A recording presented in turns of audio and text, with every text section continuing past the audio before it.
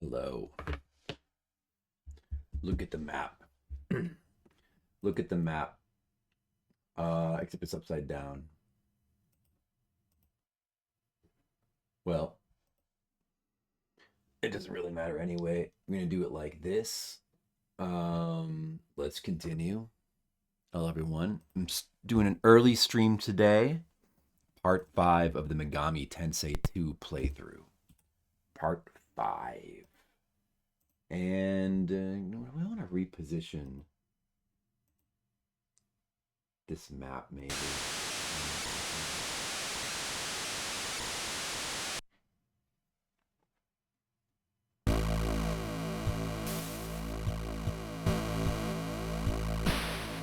Oh, I wish this shadow did.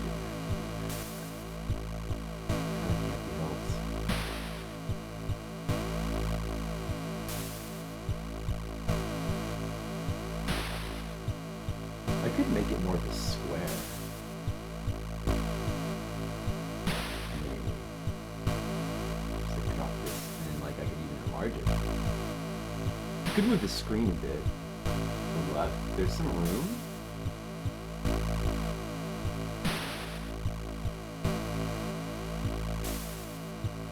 Let me see.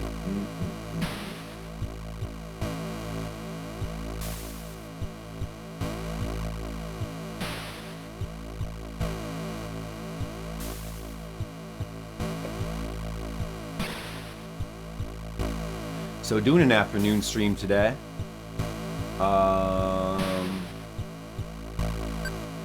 And then tomorrow I've got to do a Patreon stream. So if any Megami Tensei II progress tomorrow. Well, I guess that's alright.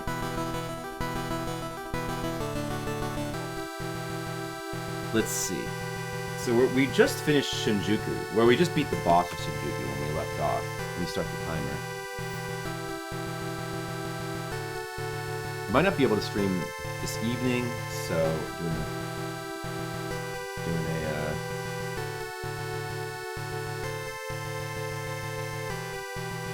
afternoon stream today. Maybe a shorter stream, but we're gonna get what progress we can get. Alright, let's see if we can enter these buildings here now. And we're right where we left off. I've not done any grinding yet. Will you go downstairs? Is this going to, like, the basement? Oh, okay.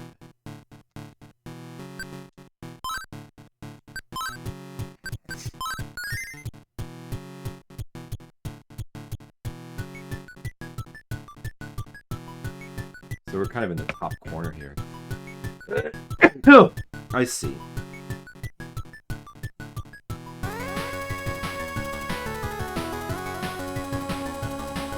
How do I indicate exit here? Since I've already used the maybe EX.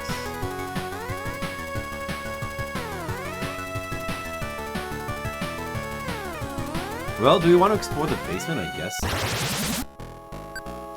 we do.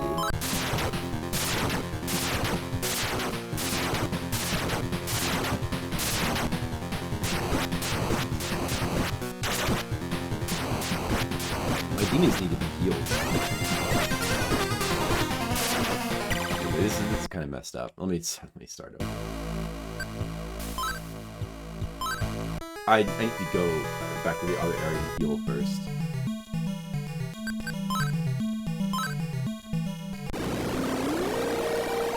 Also, possibly do some fusions, maybe.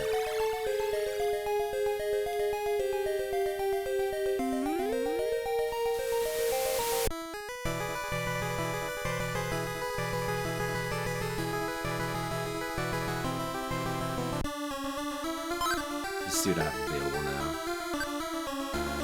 Wancha, Apsaris.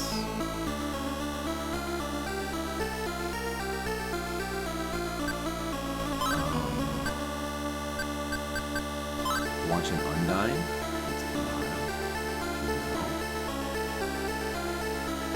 Uh-oh, dude, the buttons are messed up. Did I press the... What? No. Don't do that. What the fuck? God damn it. Fucking... buttons.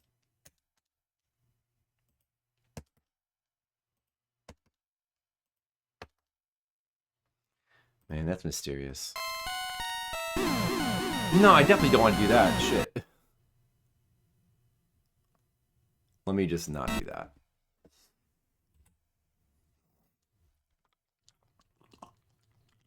Ah, I can drink some water.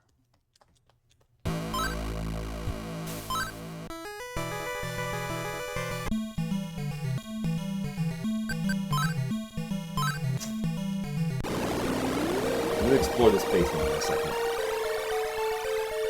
There's still a floor in Ikebukuro we gotta check out. I'm not gonna bother to map Ikebukuro since I've already explored most of it. That'll be a waste of time. But hopefully we'll be able to proceed into a new area today.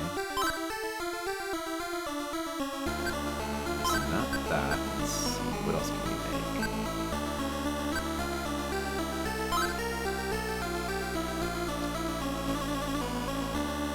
Guancha can't make a whole lot. What about this one? No. Alright, Guancha's not useful.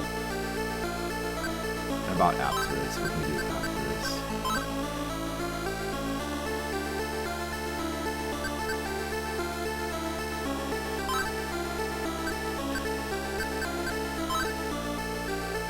Hunky, if you want to make that.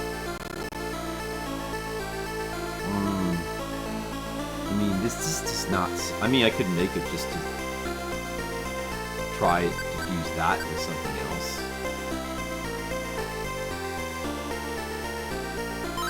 Also, like, can I make any interesting spirits? Silk. I know what I can do with silk.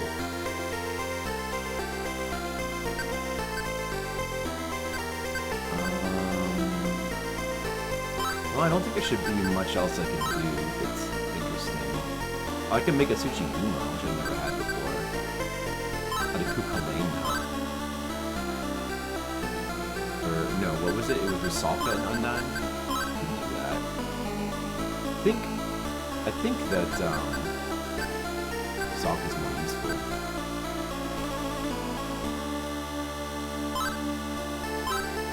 And this makes Jikoku-ten. We probably want to get him.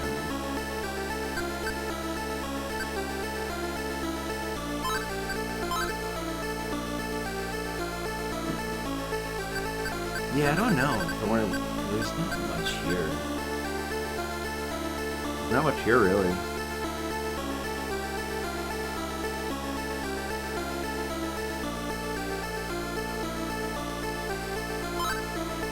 So I should probably just get rid of one of these that I don't care about.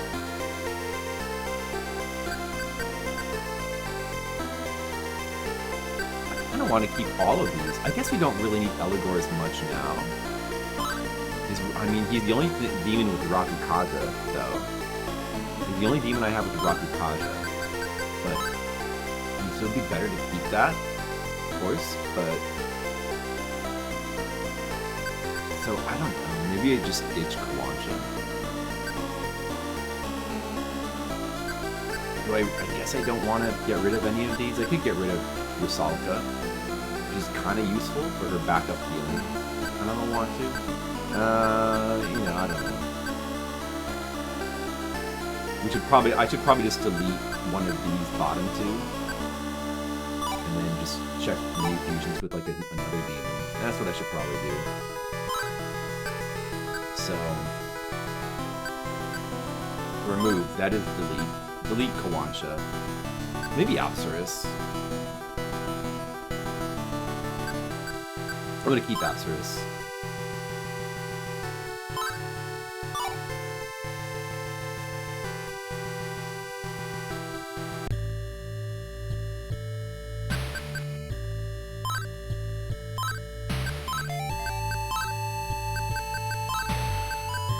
Let's not waste too much time looking at those right now.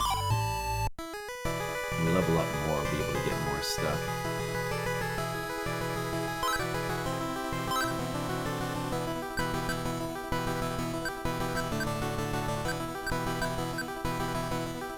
Let me see. Who do I want to have as the third person? Naga I probably want to have.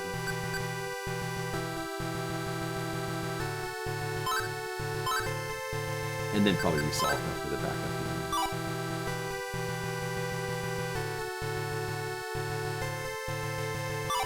That seems good.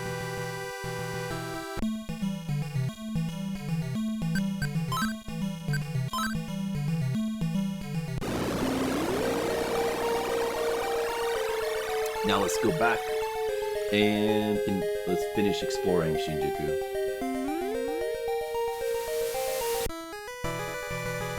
And hopefully, there'll be a new area we can go to. Or we'll have to figure out where to go. So, that top right thing leads into the basement. Do these all lead into the basement?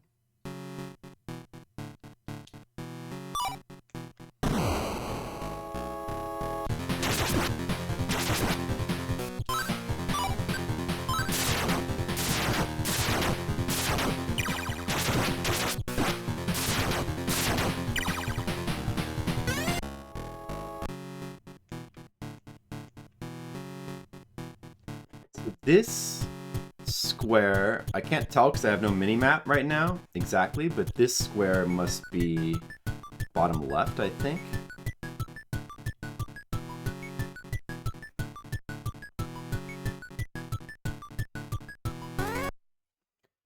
Maybe all these entrances just lead into different parts of the basement. Man, I need to kind of farm more magnetite. Oh well.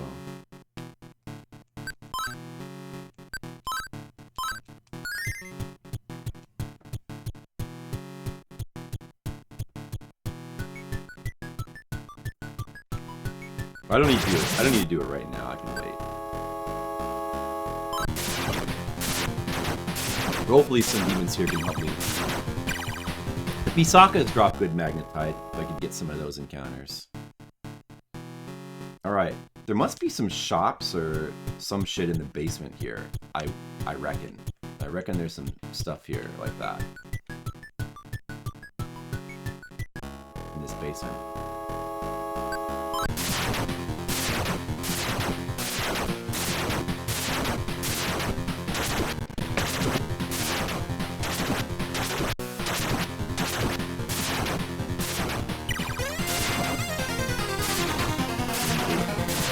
Probably all there is to this building. Isn't that nice? I can just let the game play itself while I look on my little map. A little border around it.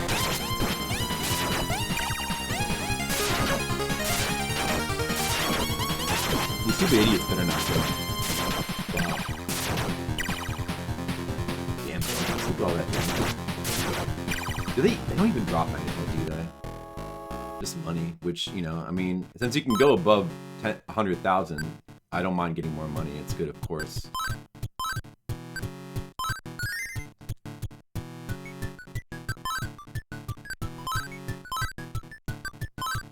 Keep Flipmaster's health high.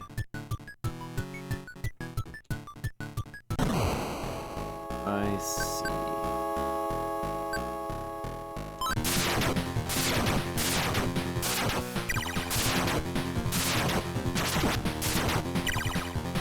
Guys drop magnetite? No, they don't either. What the hell?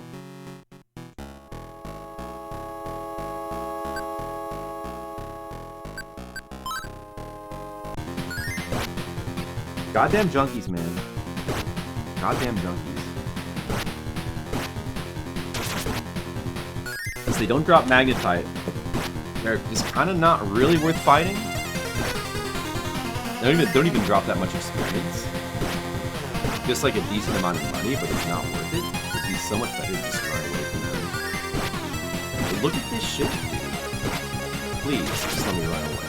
Also, they're fucking, it takes forever for them to do their fucking attacks. Oh. Fucking junkies. Fucking junkies. God damn. Junkies. God damn them. Look, it's my controller.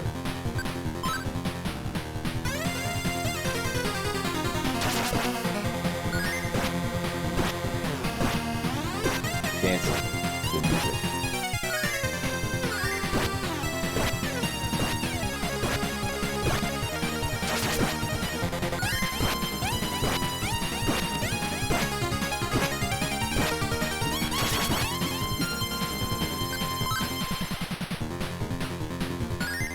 I'm like stuck in like a trip loop now. Once in a while you just get stuck in like a trip loop where you just can't run away.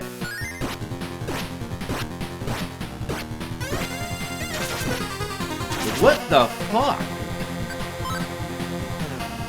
Look at this. Look at this, what the fuck?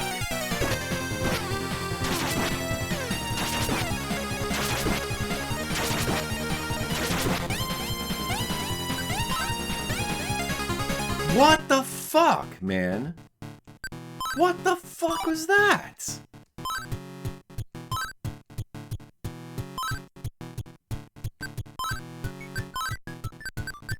The fucking junkies are the worst shit.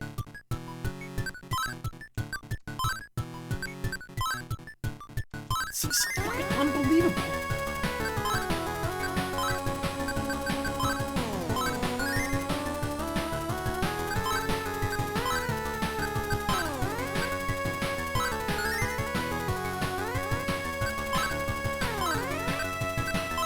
Half my magic to heal from that fucking junkies. Ah, shop. All right, this is good. What do we have here? For shop, I'll put SH. I may should put the specific kind of shop. Maybe like an, let's see, S. And then G, like gun shop.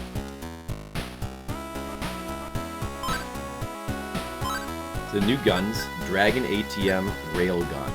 Definitely want to get this stuff.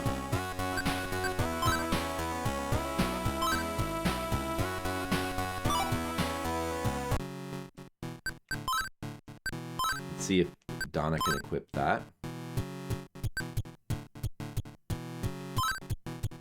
She cannot.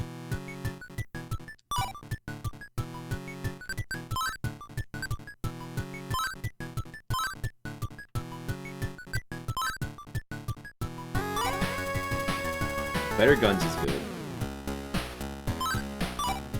Then I suppose we want to get...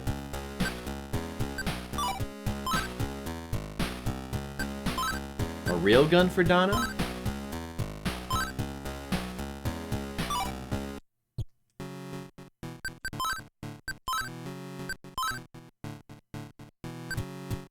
She's got a railgun now. Nice. Well, it seems good.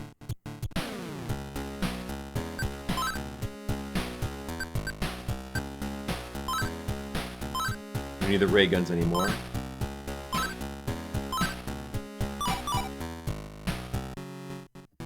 Alright, good. What other shop could be down here in the basement of Shinjuku? I haven't been able to access this place until now. Wait a second. The fuck, dude? Oh, this is... It's not 8x8! Shit, it's not 8x8, the basement. It's not 8x8. Oh, no.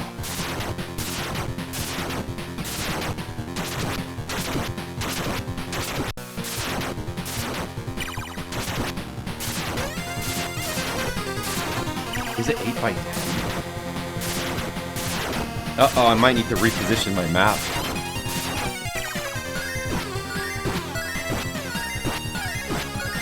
Fuck off, junkies.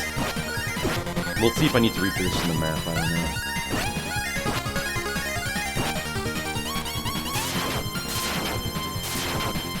It was like that.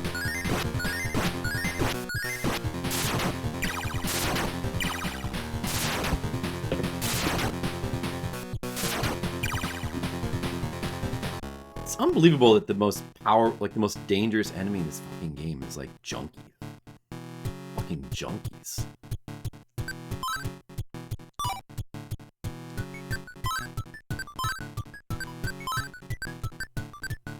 Fucking junkies, dude. So those are like rooms there. And then this goes up like this, but there's a door here that goes left at least 3 spaces? What the?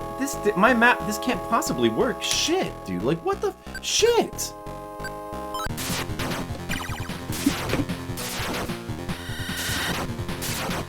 The worst thing about the junkies, they don't even give you fucking magnetite. What? It goes over that much? Oh, no. What the hell? How long horizontally is this fucking dungeon? This fucking map? Oh no. Oh no. Is it that long vertically as well?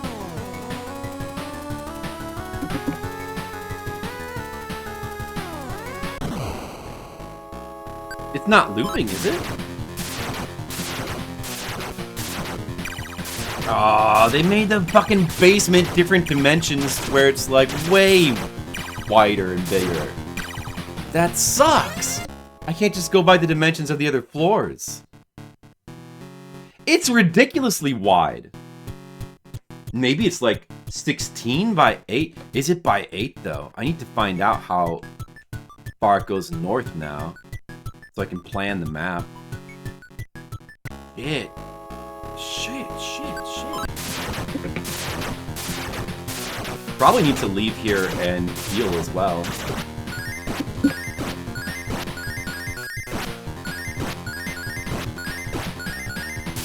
But let me just... I better do some outline. And we're gonna have to explore this fucking map because it seems like it could be shot here.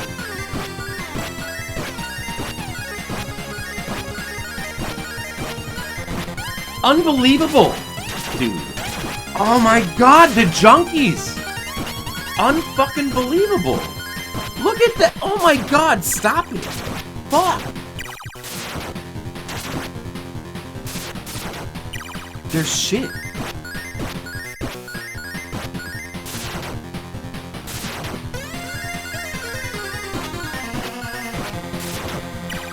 Ah, fucking junkies.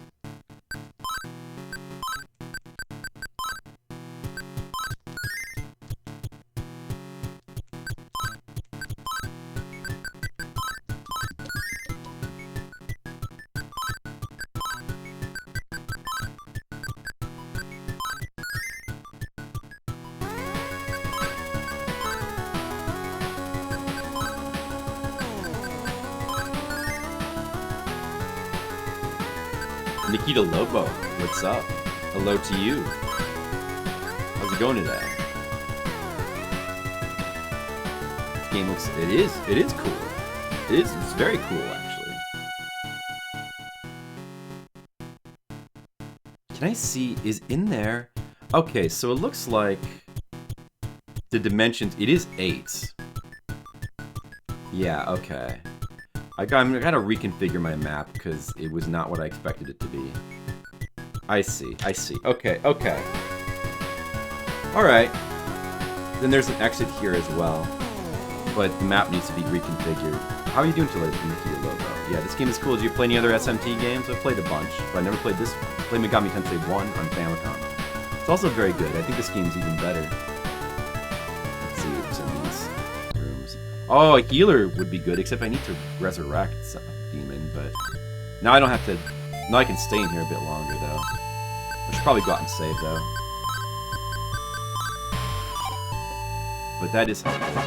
Well, Edis.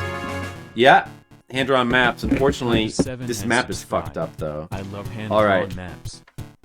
I'm gonna have to relocate my map to the bottom of this page because I didn't realize it was gonna be 16 by 8. The rest of the tower was 8 by 8, but now we're in the basement, so they made the basement bigger. So it's 16 by 8. So I gotta, yeah. Well, you know, once in a while, I think it's really fun to draw hand-drawn maps as well. It's quite like a fun little sort of Italian crazy man. Oh yeah, the CD logo exactly. Italian crazy man. He's a bit crazed, but you know what? Maybe playing City of the Lost Children can make anybody a bit crazed. So I believe it's 16 by 8, this map. Yeah, we're into full hand-drawn mapping mode right now. One of the awkward things about making the map sometimes is not knowing the dimensions of the map, and then you got to figure out like where to place it. So you got to do a temporary map until you figure out the dimensions, and you can make your full map. So I got to transfer my map up there is going to run into the other map, so it's no good. I got to re-transfer it to the bottom. It fits neatly down here, though. You know, well, now I know that. So this is the basement level of Shinjuku. But it's fun. It's fun. It can be like a sort of a fun, relaxing experience. Relaxing. I don't know exactly how, what to call it, but it's sort of like a meditative experience almost, making your maps. It's like sit here. It's fun, you know. More people should get into it. You shouldn't be intimidated. Like it's fun. It's you know, it does add work to the game, but it is fun work. So it's good. Drawing maps is good.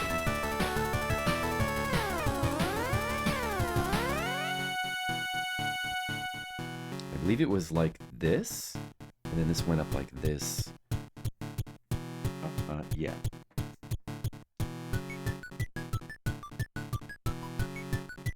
And then up here there was like a little room. This was a healer here. That is an important detail. Which actually that's where I am right now. Also go save, because the save is like right here. You only played Strange Journey? Digital Devil Saga games, the PS2 ones. I still have not played those myself. I'd like to play those. Should we go resurrect Rusalka? It doesn't really matter. I'm gonna waste time doing that right now.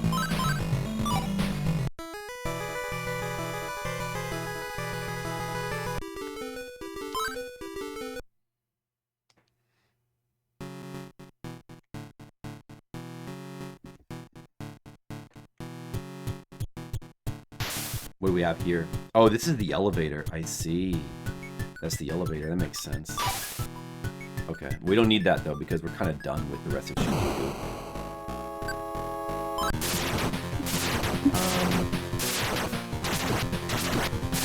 Yeah, I'm planning to play Digital Devil Saga on PS2 eventually myself someday. They're sort of like, they seem like they're in the same engine as Nocturne. I strongly recommend playing Shin Megami Tensei 3 Nocturne on PS2 if you haven't played that, because that's one of the best RPGs I've ever played. But the Digital Devil Saga's games look good as well. There's like a door here. It goes into like an area.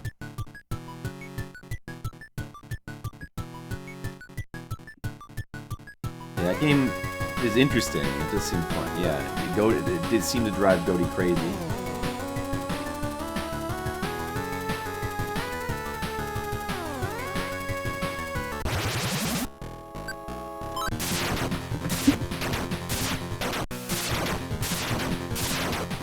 Blaster Master?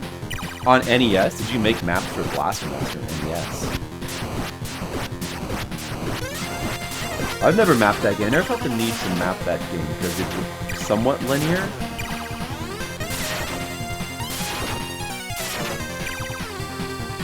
But it can be confusing in spots.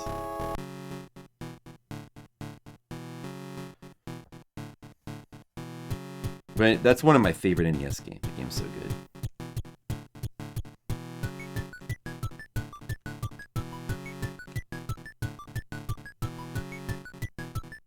So these are just empty nothingness rooms here.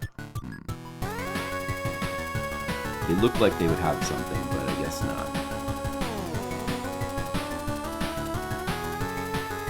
Alright. But that does fill off some more map there.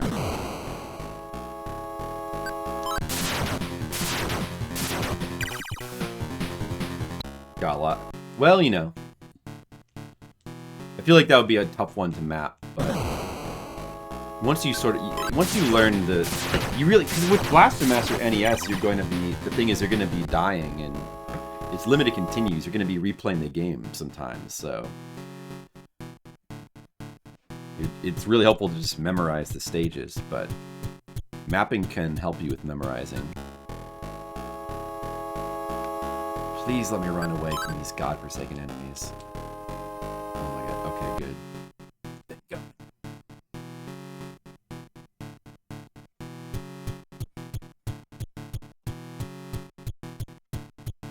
I get a feeling that a lot of this is going to be empty space here. We gotta check it out, though. Don't know. I mean, there could still be, like, more shops here.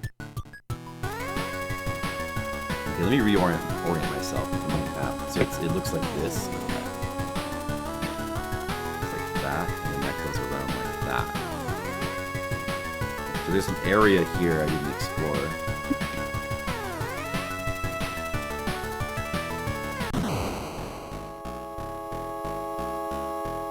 Oh, Blaster Master, the plot? Well, you know, I don't really know. I think that there's sort of a charm to the Western one as well, where he's just like looking for his pet frog.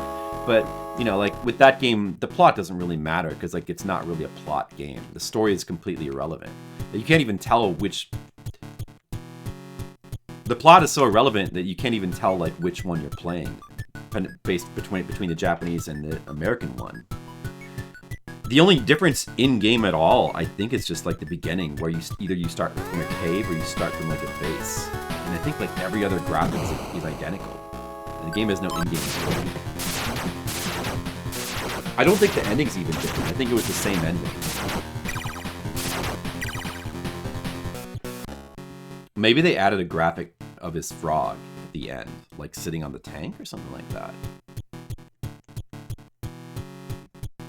But yeah, like it's quite interesting and weird, the plot line, like how the plot lines of the two Blaster Masters has been interpreted.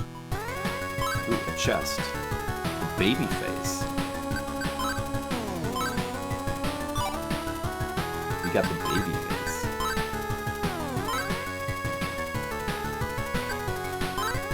It is a visor. Probably better than the Falcon thing.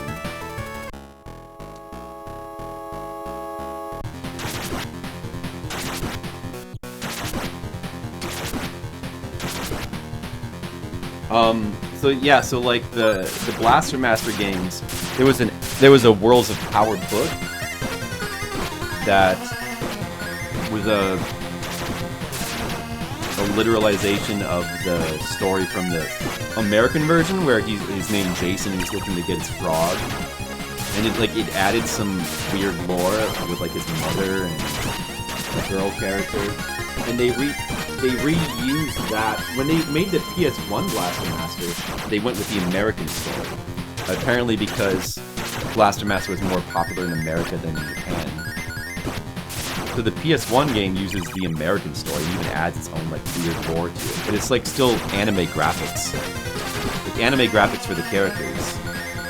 But they're using the characters from the Worlds of Power books, so crazy. And the newer Blaster Masters, like Blaster Master 0, 1, 2, and 3, those are interesting because they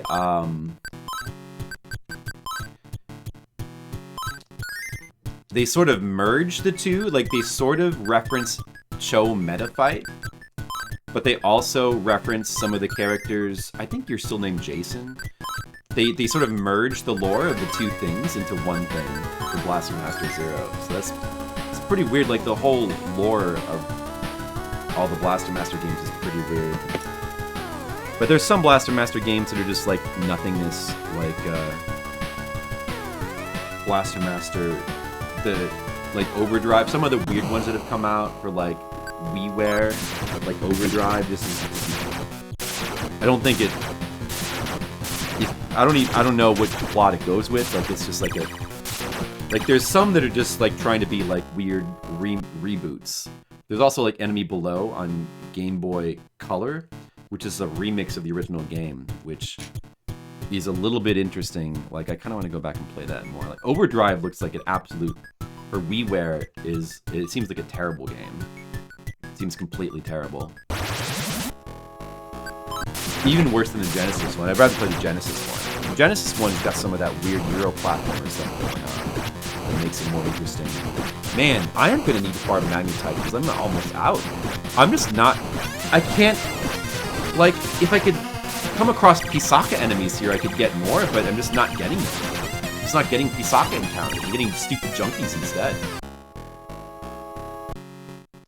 Just not getting the encounters I need. It sucks. We could farm Magnetite in the main, like in the main map, though. I hope I come across some Pisakas soon.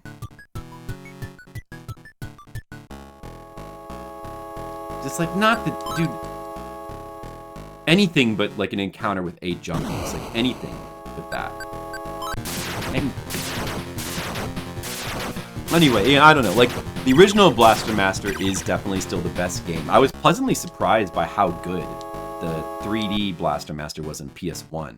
It's actually quite a cool game. The final stage is definitely like a bit of a letdown, but that game's really cool. It's a really cool 3D exploratory platformer. It's pretty awesome. Very pleasantly surprised by that. Maybe that's my second favorite Blaster Master now. PS1 Blaster Master. But nothing can top the original NES Blaster Master. That game was it's one of the best, it's coolest exploratory platformers. And like, it'll be hard, like, the Zero games are sort of just generic Metroid things. They're just sort of more generic. They're just not as memorable. They're more polished. What? There's a second basement floor. Oh, wow. Do I want to go down there? Well, I still have plenty of resources. I guess I should. Where could that go? I can't believe there's even more to this dungeon. This Shinjuku dungeon. Crazy.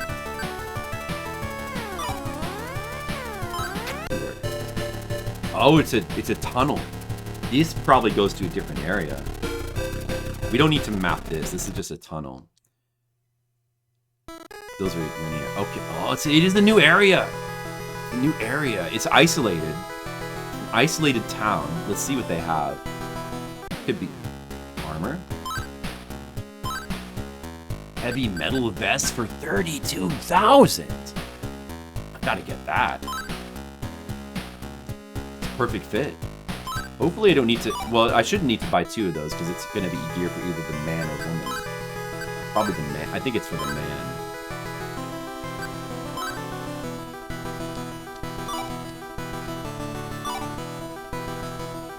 Let's see what else they have.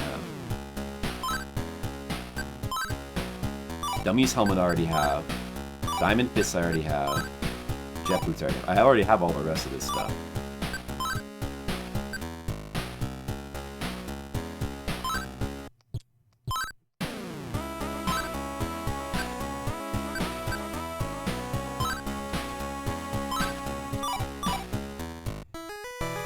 Alright, well, I got a nice new piece of armor that hopefully is good. Doesn't have the small boy sections. It does. And they're kind of cool in Zero. But it's just that, like, the problem with Zero is it's as expected of a modern sort of thing that's like that. It's much more like a modern indie Metroid style. It's got all this. It's taken all the things from Symphony of the Night that all the modern indie things have. So it's got all the save points littered everywhere. That's so, yeah, formulaic, bland, and yeah, I hate like the structure of the original game with like limited continues, no save points, just like limited continues and like that more NES, way cooler, like maybe more exciting. Because I mean, it's still a good game. Zero is a good game, don't get me wrong. It's just not as memorable. It's just got a bit of blandification with the game's structure, but it is more polished. It's made by Inti Creates. Like, it's more polished. It's got the boss fights are cool. There's cool content in it. Just it's kind of a remake of the first game as well. And then they made 0, 2, and 3, which I haven't played, but I should try those at some point. Have you been to the Intelligent Building in Shibuya before? Let me tell you the ID code to enter it. No, I have not. We got an ID code for the Shibuya. I vaguely remember that, as there was a building you couldn't enter because there was like a security system. Alright, well that's good, I guess.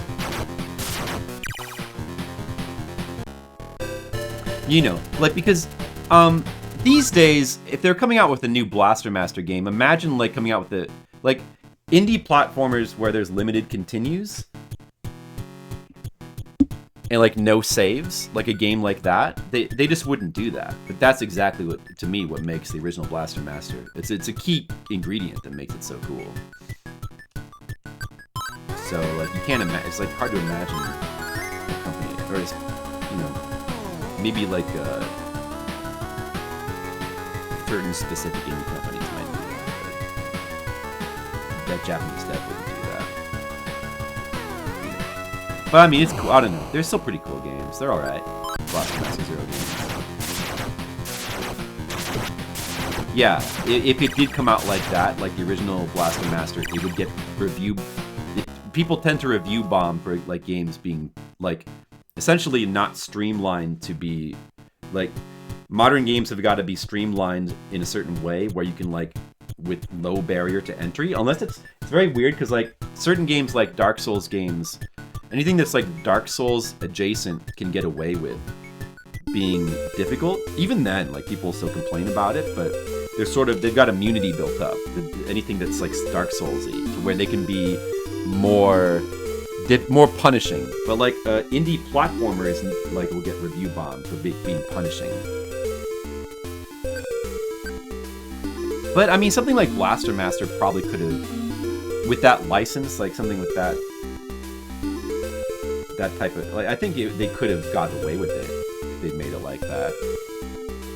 As long as the game was, like, high quality. But, I don't know, it's a shame. I don't know, but I guess, it's not like it's bad. Freeze guard.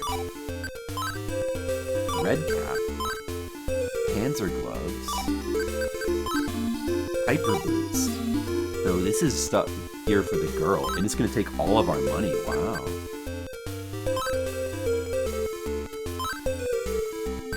Good thing I've been saving up all this money. We're gonna need it right here. Red cap. I don't think I have that. Yeah, I need all this stuff. I can even afford all this stuff. Even with all the money I have, that's crazy. That's gonna use all my money.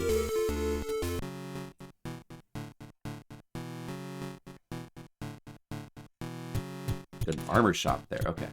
Damn, that's crazy.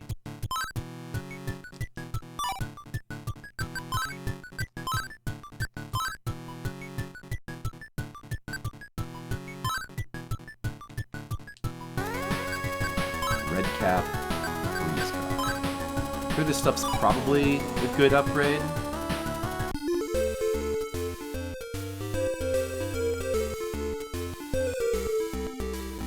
Souls-likes, rogue-likes, Metroidvania. I just call them Metroid-likes. And I also don't like boomer shooters. I hate that term too. It's like the worst. I usually call. I mean, I would usually just call like if they're trying to be like classic Doom shooters, you know, classic FPSs or retro shooters is fine.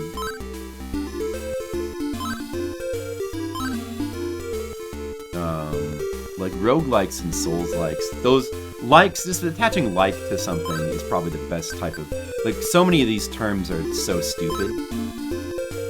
Where they're, like, ironic on purpose. Where, like, you know, like, walking simulator is just... It's just an insult. It's just an... And then it was codified into, like, a genre term. Because everything has to be, like, ironic. I hate that shit. I hate all these freaking ironic names that are stupid on purpose. Like, even Metroidvania is like that. It's a term that essentially is... Part of it's the reason for its popularity is because it sounds ironic. I just...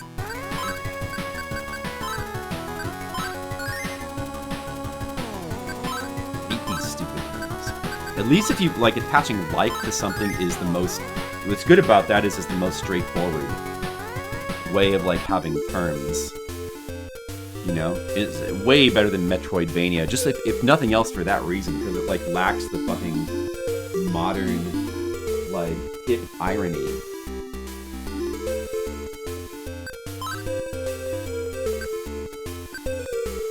Although to be fair, wait, I need to sell stuff. Right? Did I sell this? Yeah, I sold all that stuff. Right. I have Pazuzu's head now.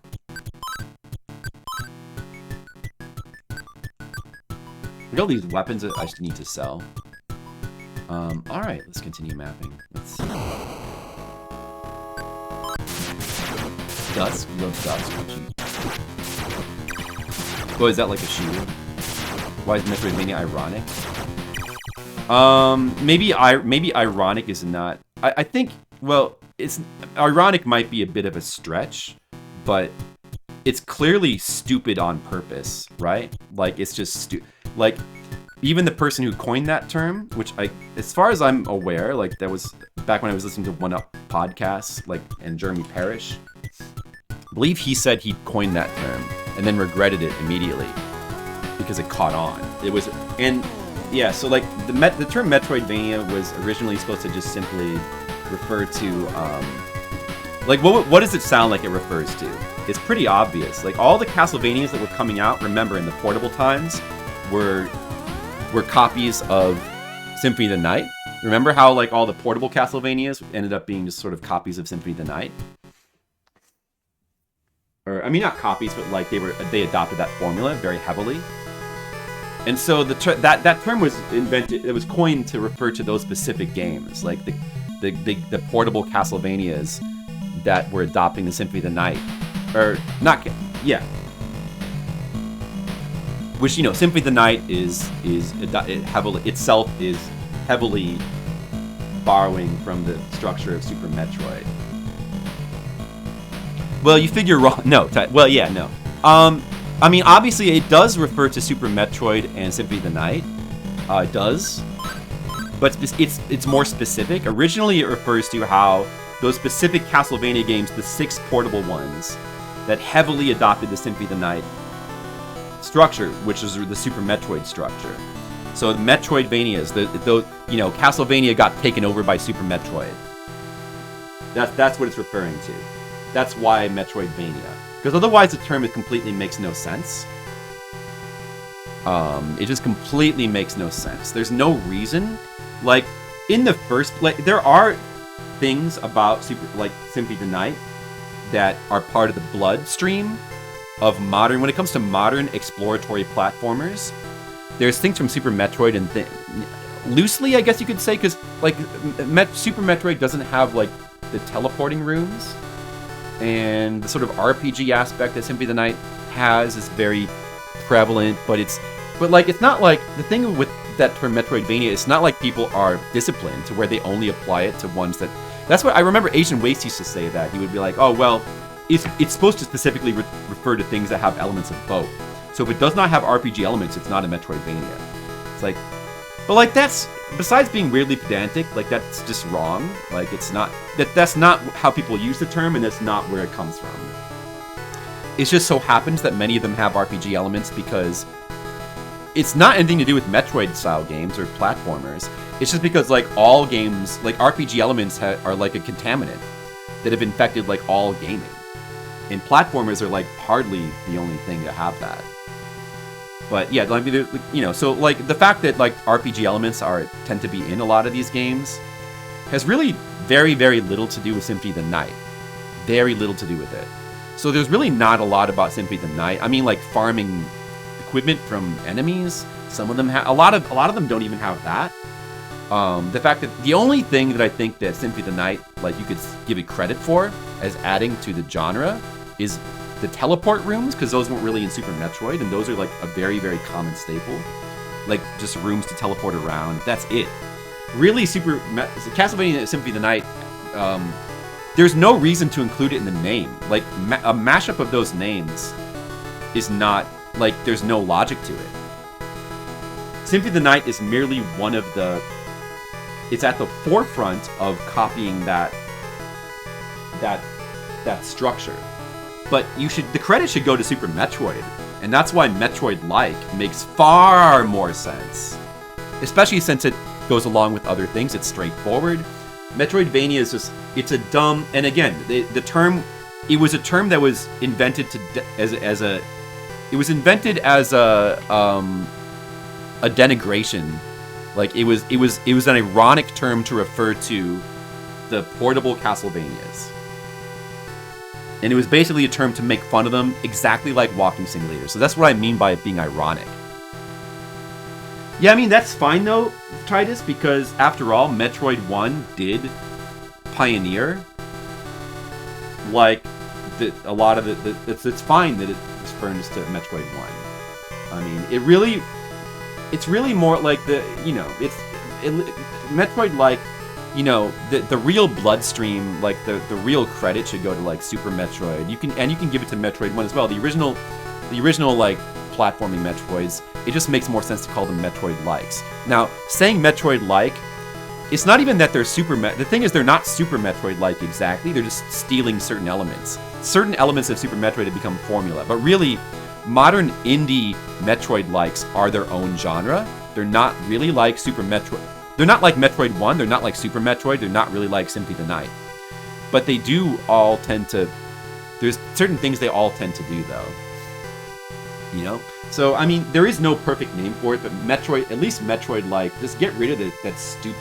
Like, get rid of this intentionally dumb-sounding name, and just call them Metroid-likes, Again, it's not like a perfect name, but,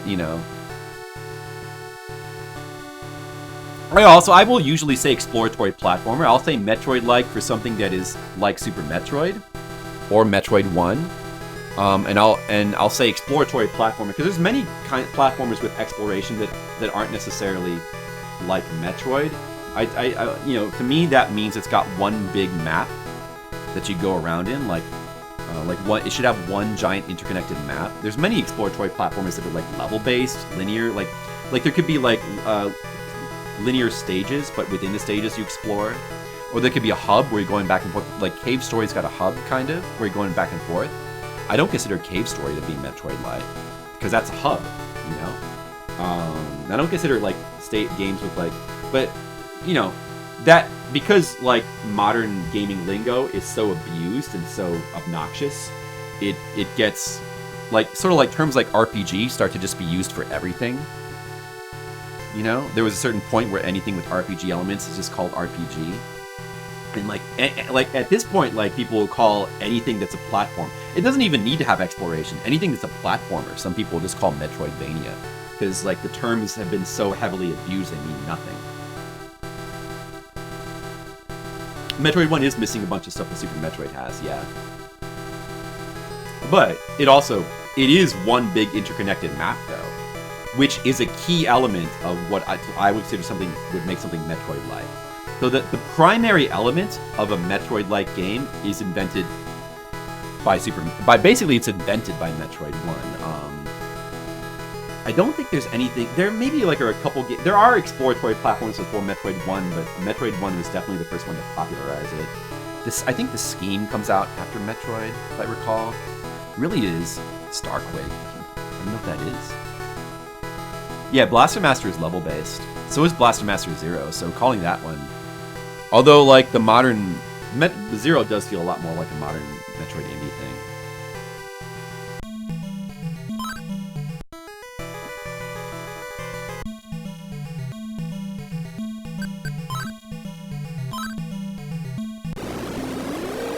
Big games with open maps.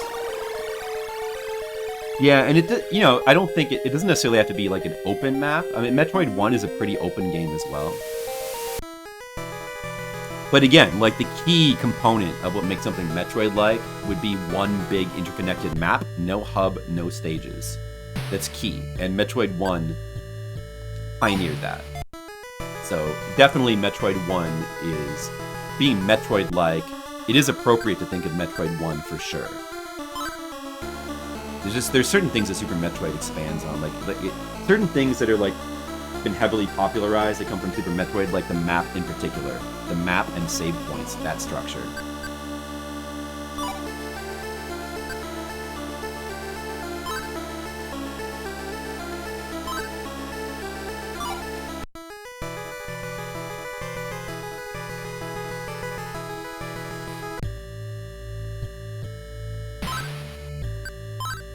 Well, you know, I don't know who's gonna make more, like, good 2D Castlevania games. We'll have to, like, settle for games that sort of reference, that are, like, in the spirit of Castlevania, like, I guess that, what was that called? The, Chronicles of the Wolf? Yes, it does, Titus. Yeah, I mean... upgrades, I would not call that key to the genre. It's just rather than key, I would say it's inevitability of the nature of them. As long as it's a big interconnected map, it's just that if you have a big interconnected map with some exploration, it's going to end up being that way. Like that's just simply like abilities, like upgrades that unlock new areas is just a way of like essentially blocking off areas. So that it's not completely open. Because if it's completely open, the game loses like any sort of semblance of structure. So I really don't think people heavily overstate that. Like upgrades that unlock new areas is not even necessary. You could just simply have keys to doors, and that would be fine. Also, the game, you could just not have that. You could just have a completely open game, and it could still be Metroid-like.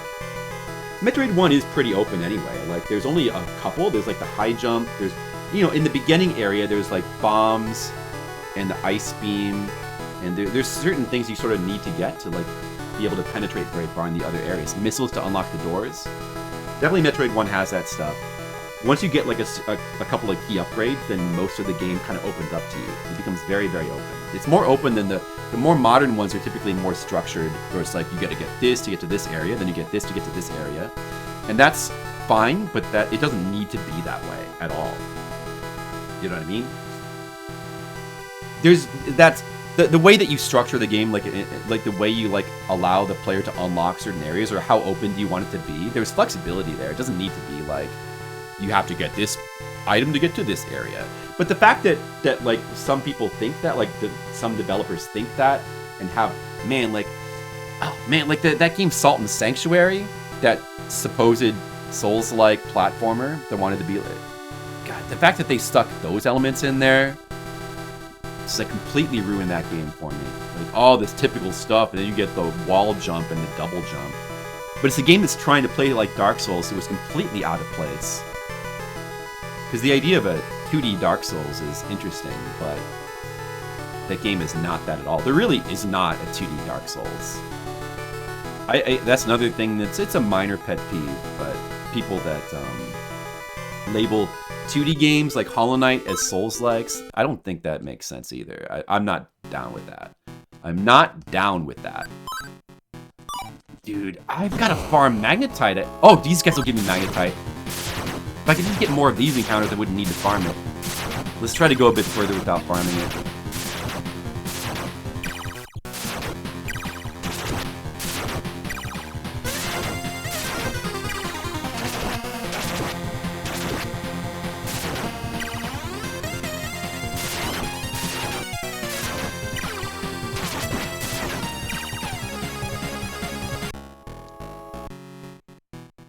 Yeah, see, that's the Magnetite I need there.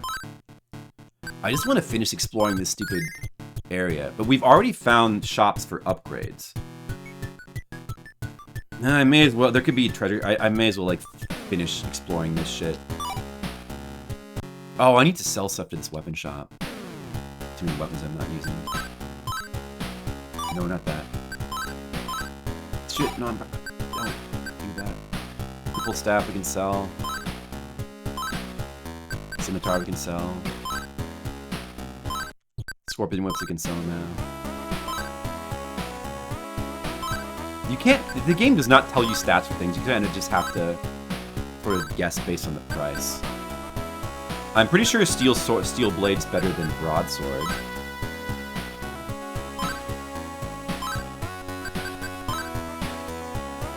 What? Steel blade sells for less? I was positive that maybe that rule doesn't always hold.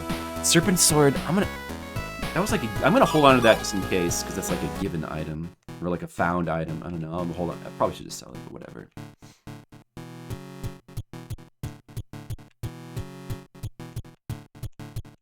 You want to check these doors here? Oh, there's a shop here. This is one of these shops. Yeah, dude, it doesn't seem useful.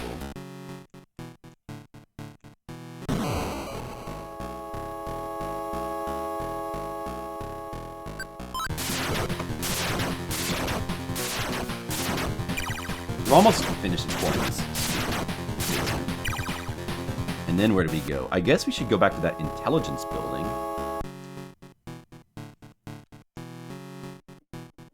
There's still a piece of armor here that I need to buy when I get more money. I can't believe I actually need more money now. It's crazy. It's crazy that I need more money. Well, I thought I had so much money and it was all spent. R-type? Yeah, there are like breeds of shooter that are like each other. Like there's certain ones like Gradius and R-type. There's like definite Gradius and R-type clones. Sometimes there's games that like take inspiration but aren't exactly clones, and there's elements.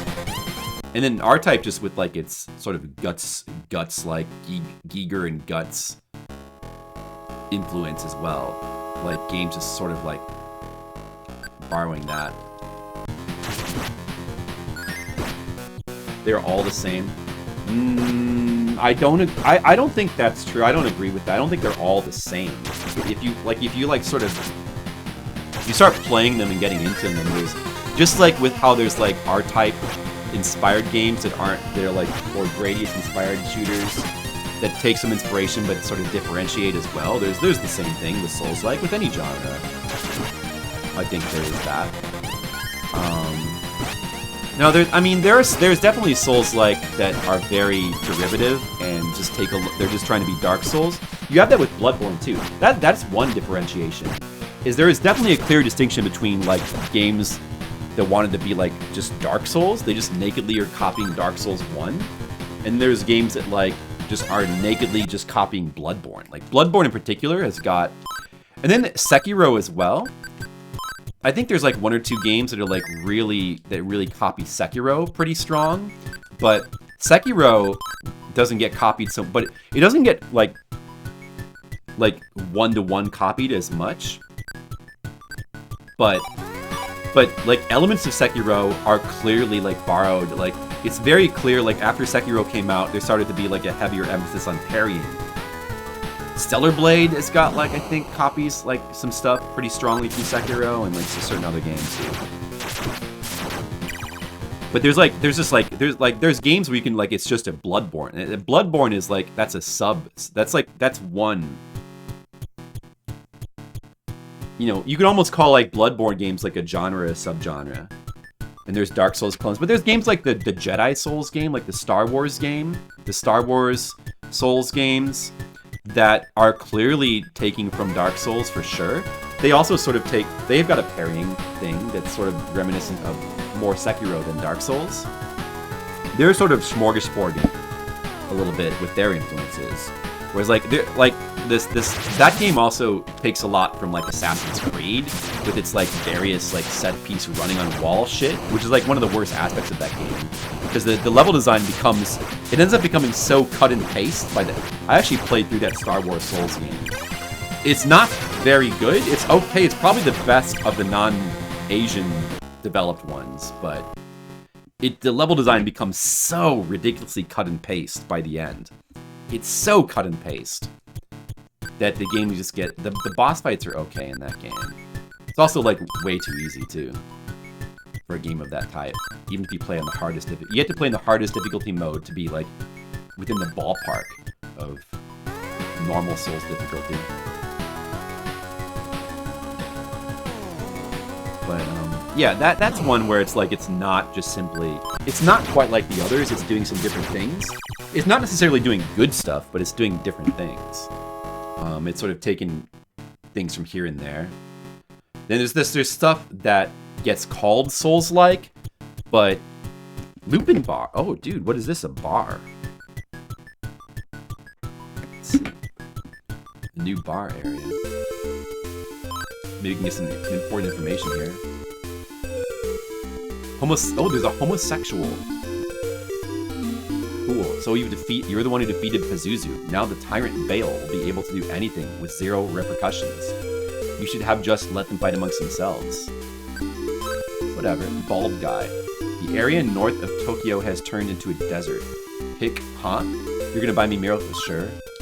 You cross that desert, head east of the Sugidagama River, only find a poisonous marsh.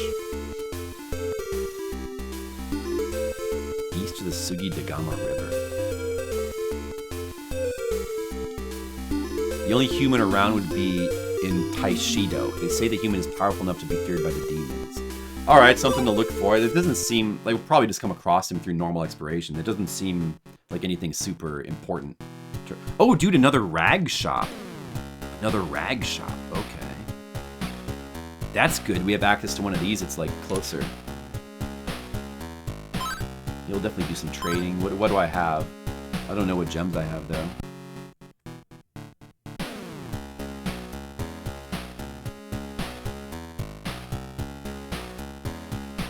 There's definitely a bunch of Souls-likes that are like... I mean, part of the problem with Souls-likes is there are Souls-likes like the Deck 13 games, like the Surge and Lord of the... What is it called? I was going to say Lord of the Flies. Lord of the... whatever the heck it is. I mean, it sucks anyway. Those games all suck.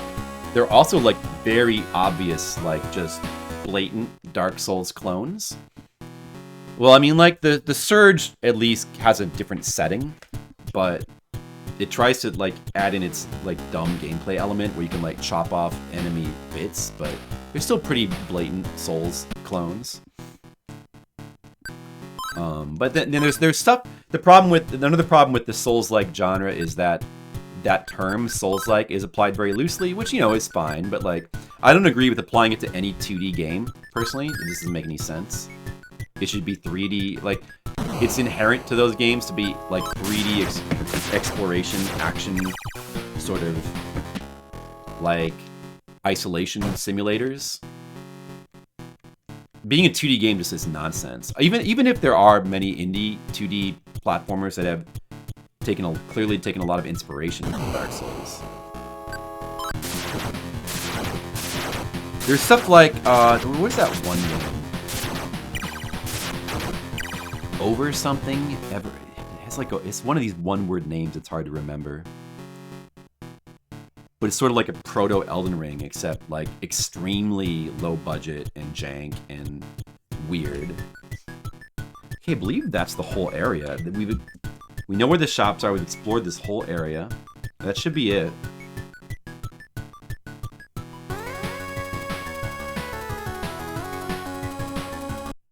Lords of the Fallen, the first one.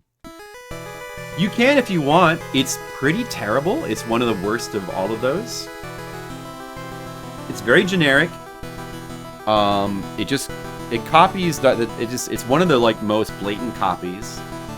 It doesn't feel good to play. The story is horrible. Doesn't even have good level design. The bosses are mega annoying.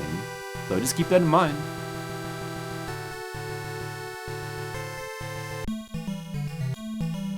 So the next stop for us to go is the intelligence building, it seems. But, I'm gonna try this. I wanna go back to this area over here. Oh, but there's also this in here. Let me just like grind a little bit outside of here, plus I might want to get another demon for fusion. I need more magnetite. Oh, you're welcome. Really don't recommend that one. Dude, I can't remember. Well, let me see. What were the good... Like, the ones that I've liked, Neo... Oh, yeah. I do like Neo. The ones that I've liked that aren't FromSoft developed are Neo, I would say, is the best one. I definitely would recommend that.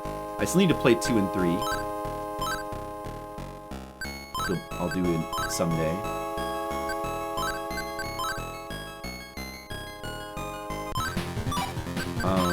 Neo is very good, actually. Stellar Blade looks really good. I haven't played it yet. Lies of P looks very good, but I haven't played that yet either. People say that those are good. And there's Code Vein, the anime Souls game, which is kind of weird, but I generally enjoyed it. Oh, we got it. Good.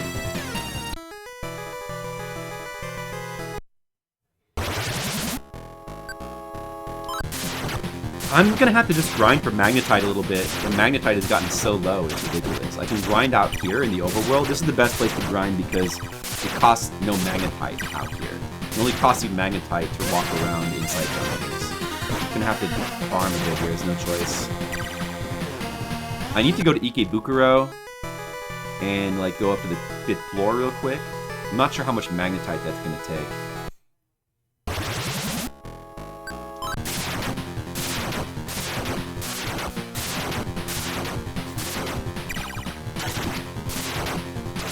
Although, aside from those, I can't think of any others that were noteworthy as being good. There's other stuff like Remnants of the Fallen that gets called Souls-like, but is really not. Some stuff gets called Souls-like just for being like a third-person game with a roll button. And then people will also call 2D games like Hollow Knight, anything that's like Hollow Knight, a Souls-like. I remember, like, in interviews, the people that made Hollow Knight said specifically they were not influenced by Souls, which is, like, so hard to believe. But they said they started working on it before Dark Souls came out. Like, I don't know, man. It's impossible to believe, though, man. It's just, like, it seems so heavily Dark Souls. Even stuff like Shovel Knight, while being obviously much more influenced by Mega Man, there's still, like, that little bit of, like, the death mechanic in that game, where you drop your money on the ground and you can go back and pick it up, is clearly borrowed from Dark Souls. At that point, it might have been Demon Souls. I don't know if Dark Souls had come out, but it's clearly taken from one of those. So there's very... As far as modern games go, Dark Souls is probably the most influential game. of modern times. Like it's by far, it's got to be the most influential game.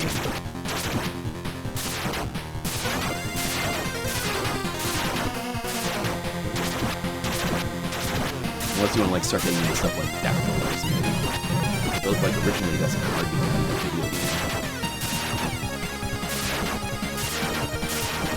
Yeah, I don't really like Hollow Knight. I don't like the atmosphere of the game soundtrack at all. The soundtrack's a turn off, so I can't get into it. I've tried to play it. I have no interest in the new one, because I don't like the aesthetics. And that's the case. A lot of the popular platformers that come out, like Celeste, the aesthetics are too much of a turn off. So I don't have much interest in playing them.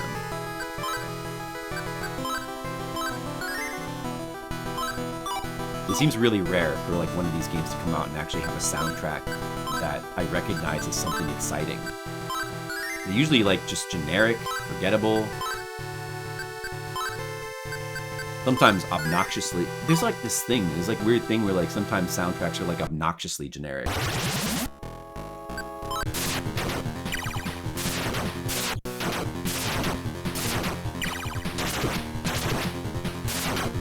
But I really like Souls-like games, though. I love FromSoft's games, and... Alright, I don't know. Let me go back and... Well, I don't really... Let's just keep this. Let's just go to Ikebukuro now. I guess it's enough. I don't want to grind anymore. Taking too long to get the Magnetite. The only could have... For some reason, like, I wasn't getting a lot of Pisaka encounters. Sometimes when I get through that area, I was getting... them spammed on me. But I wasn't getting a lot. Those are the main ones that drop lots of Magnetite. I gotta go back in here and like finish my exploration of this, and then we can go to the intelligence building in Shibuya. That'll take a bit of backtracking. I don't have a map of this area. I shouldn't need it. Let's go into the elevator.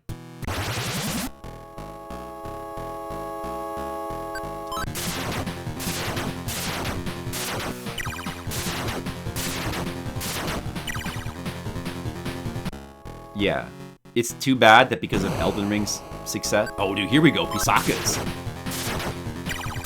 Here we go. It's too bad that because of Elden Ring's success, they're probably going to continue to try to make more, like, super mega budget stuff like that.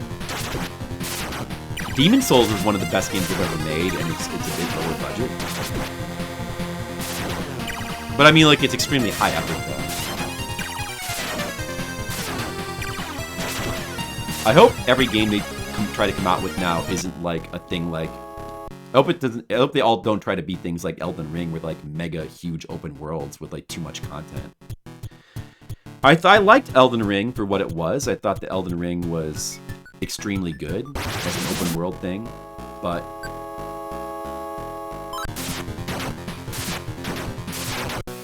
Some of the Japanese experiments, or like Asian experiments with like open world stuff, yeah, have been interesting. But it's definitely like that whole formula is like so long in the tooth now, and I don't even play like all these Assassin's Creed clones that people played a lot of. Like I can't stand those. It's so, and you can send. It's not just me now. Like everybody, it's sort of like Marvel. Like I got sick of Marvel stuff like 10 years before other people did. I was sick of it like way sooner. Same thing with like open world stuff.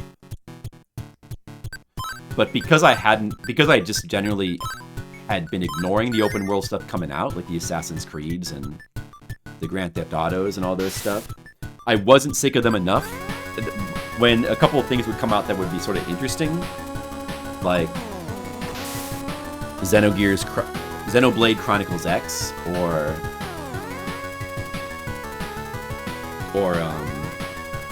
like, you know, Nintendo's Zeldas, their open world Zeldas, or Elden Ring. Like I wasn't sick of them at that. I hadn't really been playing them, so I was able to sort of appreciate what some of those games were doing, differentiate them, especially Elden Ring. But even so, I don't really want there to be more of those. Feels like it's run its course. The thing that I'd like to see them do more now is like smaller open world games. Alright, Wind Tally. It's probably the thing we needed to get from here. I think we're done here. That's it. We can just leave.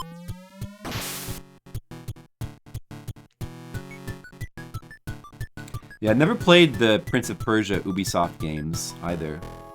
Never played those. One of these days I gotta play at least Sands of Time. I don't think I would like those too much, but those are very influential. Probably like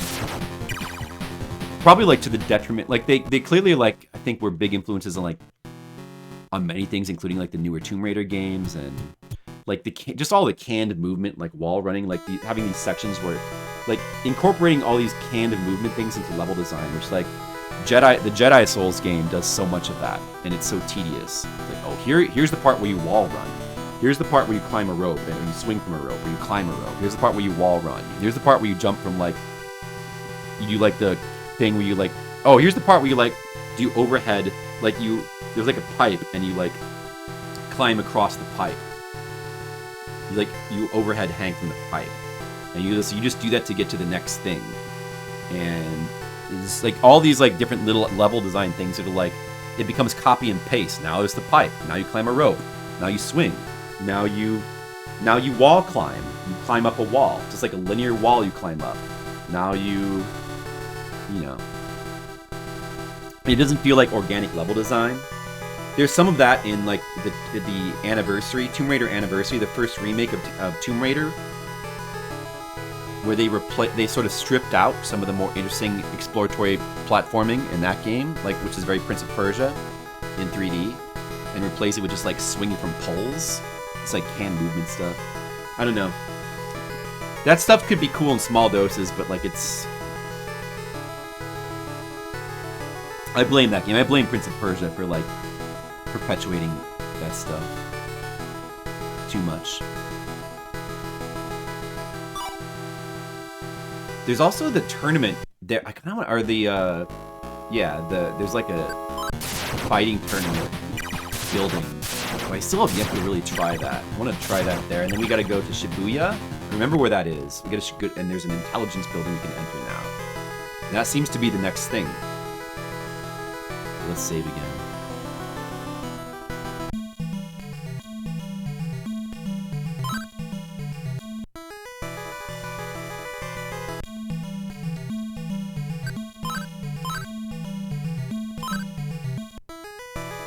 Best parts of Elden Ring were the non-open world parts. Yeah, for sure. Because, I mean, but part of the reason why that is not... I don't think that's a slight against the open world. The open world stuff in Elden Ring is really good interconnected tissue between those dungeons.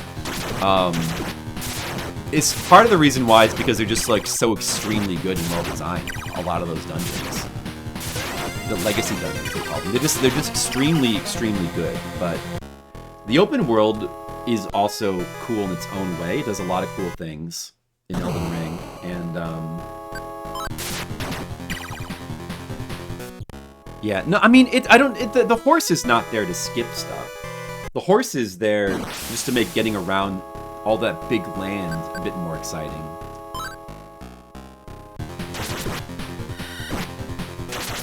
There's so much like big land to get around. Which, you know, because like the game it's meant to be. The thing is, you know, it's a gigantic open world. Like a lot of these open world games try to be as big as possible. Elden Ring is doing that too. And generally, like, that's not good because it sort of necessitates a lot of padding. Like, a lot of these games are padded one way or another. Like, you got your, like,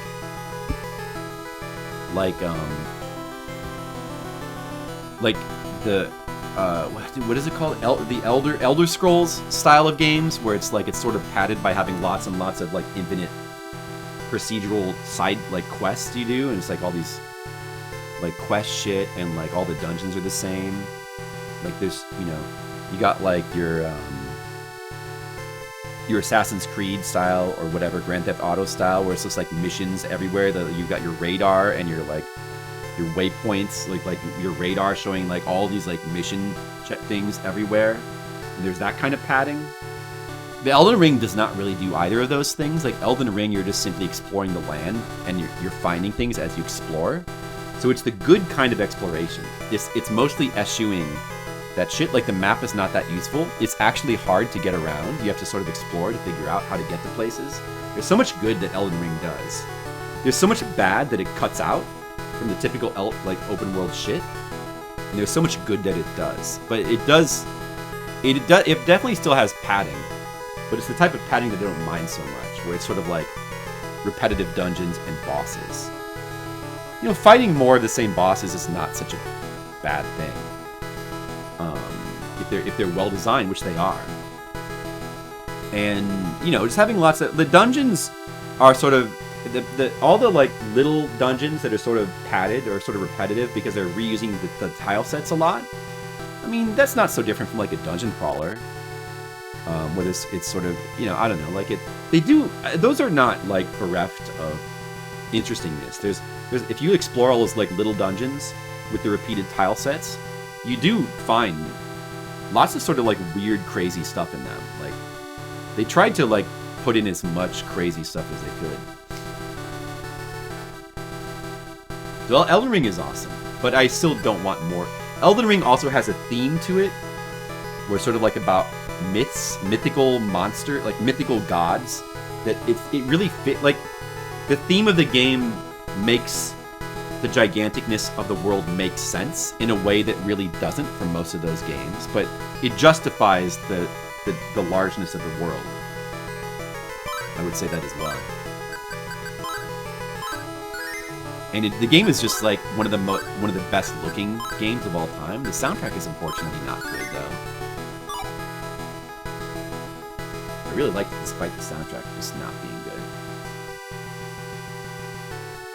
But yeah, it has the sense of scale, like going sort of around the world and seeing like these gigantic castles off in the distance, or like gigantic floating buildings, and you like kind of wonder how to get into them, and like there's a real sense of like mystery and wonder and like epicness to the scale. It all like serves a purpose in Elden Ring, which it does not. Which is not true for like the vast majority of open world. Even it's not even true for like the Zelda stuff. The Zelda games really don't need to be that big as they are. They could have been more compact. Elden Ring is the only game that really justifies it that way.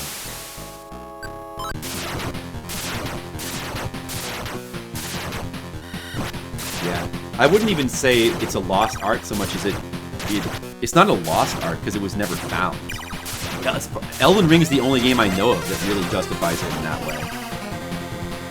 It's a discovered art. Like, Elden Ring discovered that art, as far as I know. Discovered and then lost again, maybe.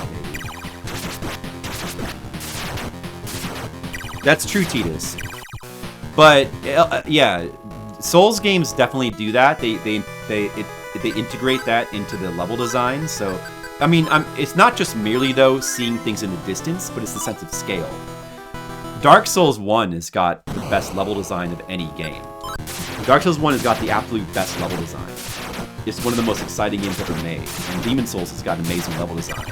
But they don't have the sense of scale of Elden Ring. You don't feel like you're in this map. You don't feel the sense of, like, sort of being dwarfed by, like, these massive things. I mean, I guess, like, there's certain parts, like, Anor Londo, you get that. You get a little bit of that feeling in Anor Londo.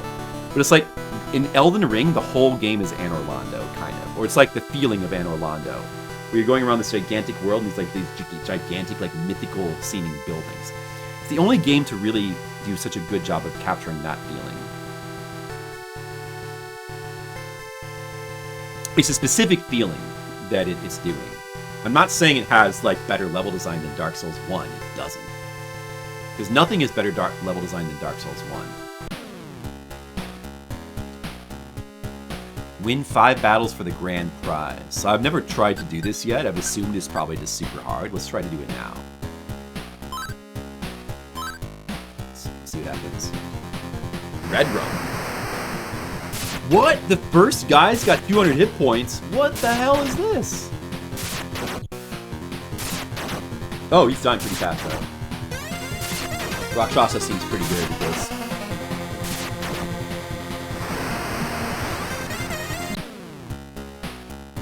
The Zelda Switch games have a little bit of that, but they don't do it as well as Elden Ring. The Zelda games are sort of doing their own stuff. I like the Zelda open world games. I think they're cool. They're doing their own cool stuff. All right, Rakshasa, you don't get to heal your demons, but you can switch them. Let's see. Let's see if Rakshasa can win one more battle. If he dies, will we retain the damage on Stone Golem?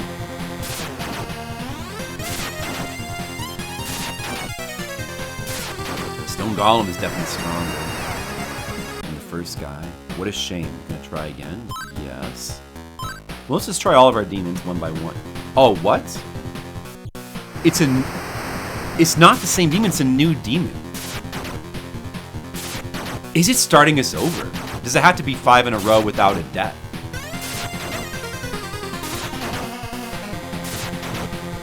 How does this work? I guess you better switch demons in between every battle. You need a fresh one for every battle. It's stupid.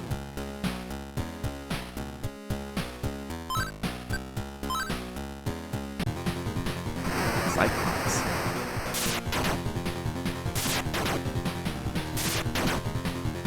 Could be doable, but do the demons get... Is it random, or do they get stronger as you go through? With 5 different demons, it seems like you need to not lose. None of them can die, so you gotta do a fresh demon for every battle.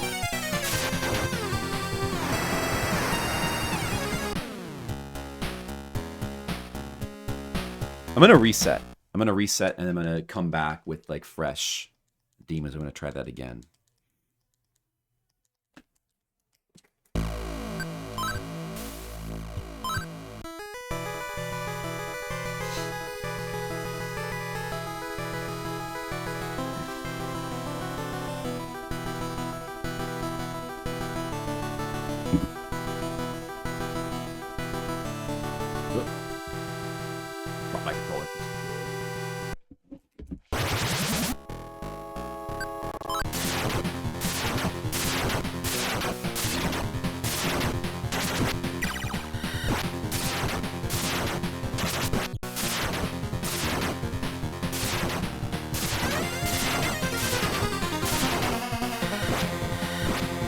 Why are these guys taking so long to die?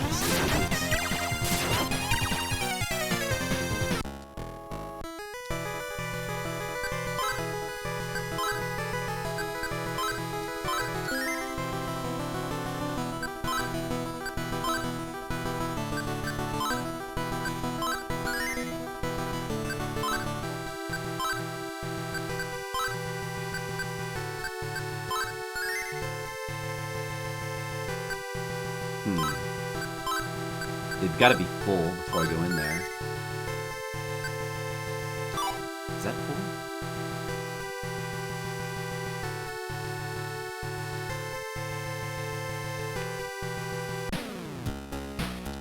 Oh, what 5 demons should we use? Rakshasa, Komokuten, Kukulane, and then Naga, and then maybe Gap for the 5th one. Let's try Gap.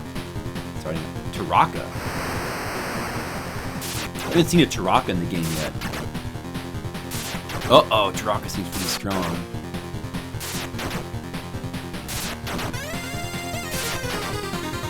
Come on, get him. No, get him.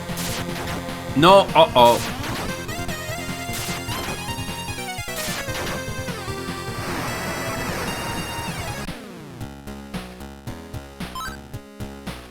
Let's try Eligor.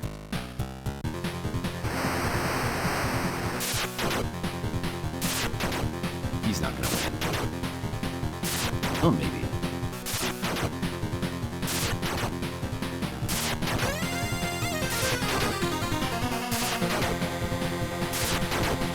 This could be a little tricky right now. It seems like you need to get 5 wins in a row without a death. Looks like he's gonna win. But I guess it kind of depends on the luck of which demon you get. Unless the 5th demon is, like, a harder one. Yes. Or, I mean, like, I don't know. Are they getting harder as you go through them? Okay, let's go with Naga now. Naga's got a lot of health. Stone Golem, huh? Stone Golem was the 2nd one before. Maybe there is a progression where after you beat the 1st one, it's always like the next the next 4 are always static, and they get tougher. In which case, I'm probably not going to win this right now. I don't know if Naga might be able to win this. It's a matter of luck.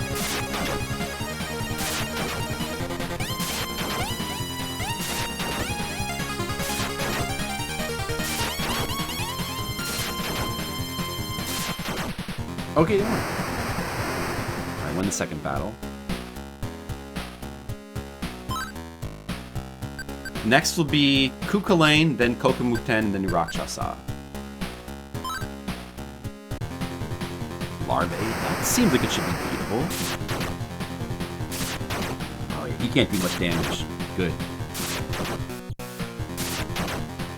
But apparently he gets a lot of attacks? What the hell is this? No, we should be able to. Yeah, we got it.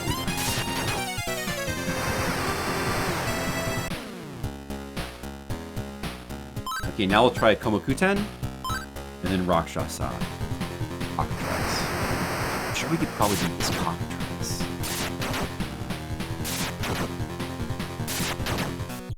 He's not too bad. Probably don't get too much.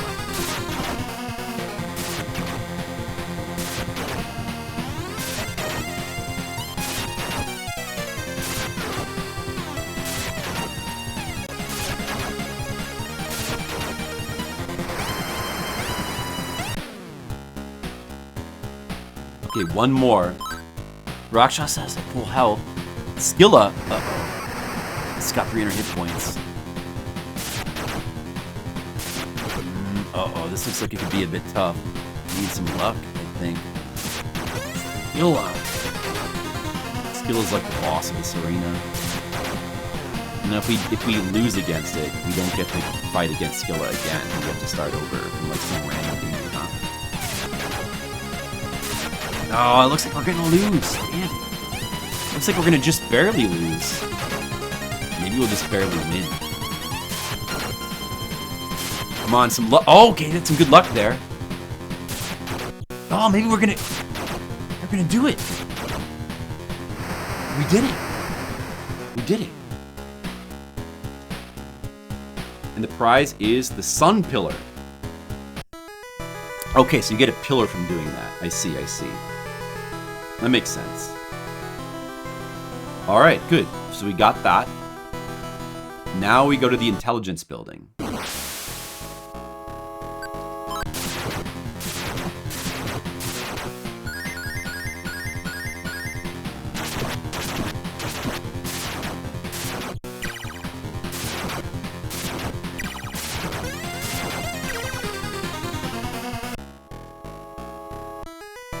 Mag from these guys, that's good. I need magnetite so bad. Definitely gonna have to do some magnetite farming off stream. I used up so much exploring Shinjuku, it's crazy. And I was running away from a good amount of battles. The next place is the intelligence building, which was in Shibuya.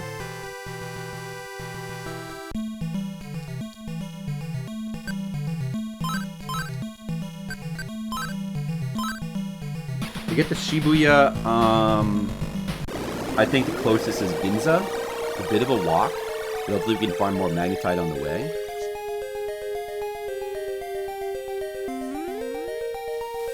And remember, there's like one more piece of equipment I need to buy in this Shinjuku basement. Which is like 30. I forget how much that was, like 30,000 or something.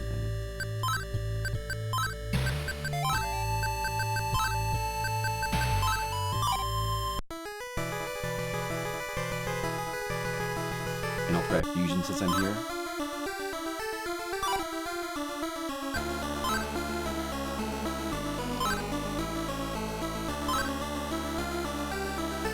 Let's see. What can Solano make? Can Solano make anything? A Silk could do that. Just to have it to try for fusions. Maybe with Eligor? No. Risalka? Could do that. Just to have him for fusions, maybe.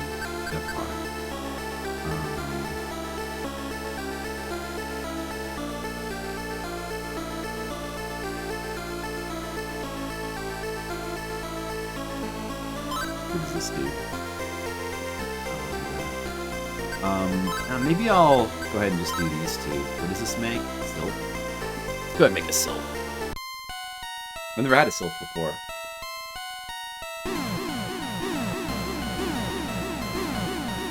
I don't know if I'm going to need to map this intelligence building.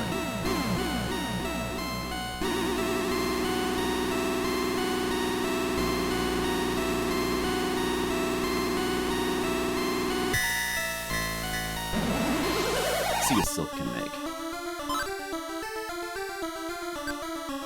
It's got some exclamation points with Kukulane. Backmotet. Ooh. Ooh. What? His spells don't seem good. And Kukulane has got way better spells. So, you know what? I don't know about that. What about with Eligor? Can upgrade to something. Kinara. Dude, that's like, it's just boring.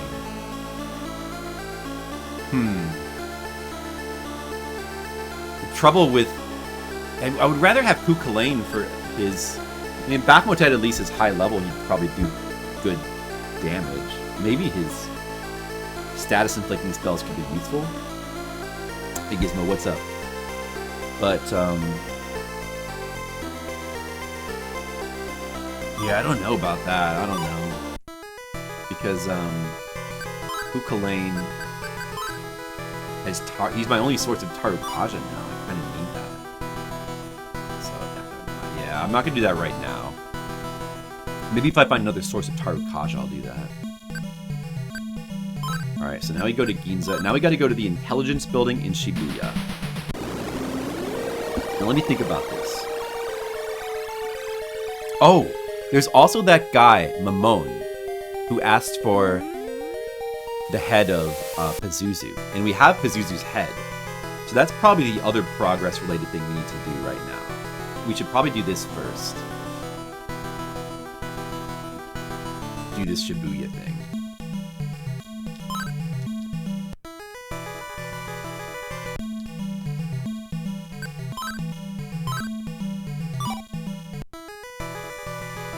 And we'll have to decide if we want to map the intelligence building or not.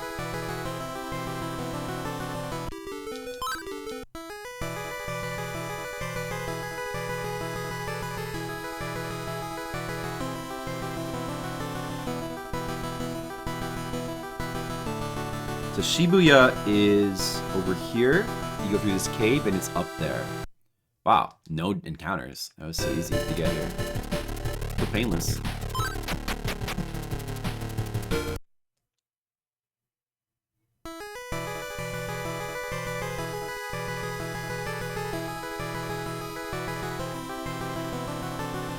What was here again? What was in the Shibuya shop? Still know what a Wagianizer is. Should I buy some of these stones? No. Could be useful on bosses if you happen to know a weakness, but it's not so easy to know weaknesses in this game. Is this it? This is it, right? The ID code, okay. Alright, a new building. We made it into a new building.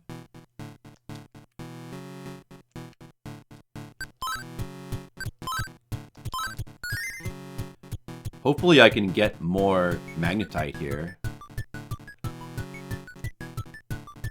Intelligent building. Should I map this? I probably may as well just map everything from now on, right? Yeah.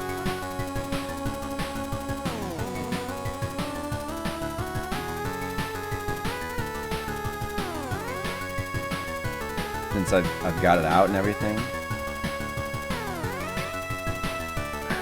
Gotta figure out the orientation then. So this is facing north.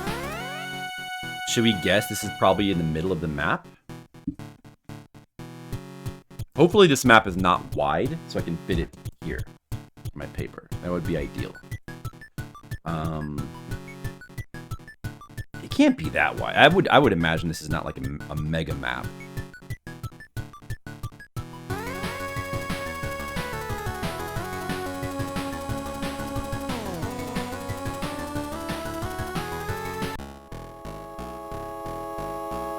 A GDR 1000. Look, it's RoboCop. RoboCop's in here.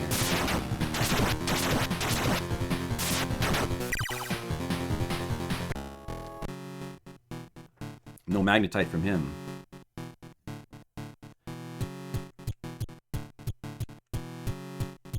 Ah, maybe this is not very wide. That's good. But it could be vertically long.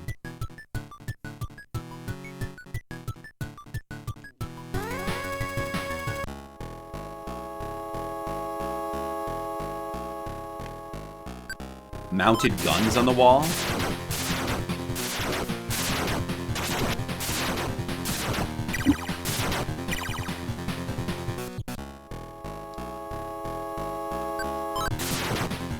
These enemies might not be that hard.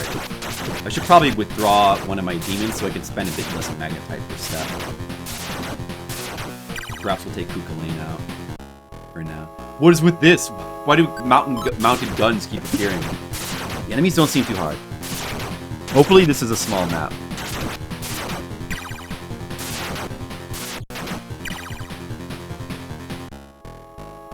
What the heck? Dude! Put it out! Man, I hope these guns drop magnetite, but they're probably not going to. I don't think this kind of tech stuff can drop magnetite or humans. It has to be for humans. Nah, just experience. Oh, what a waste.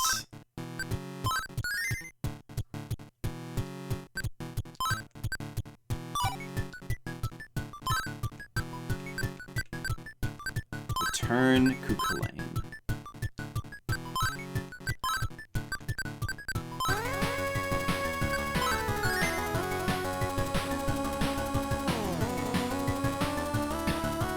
That.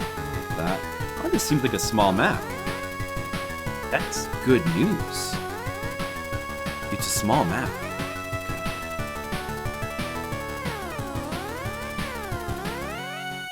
I see.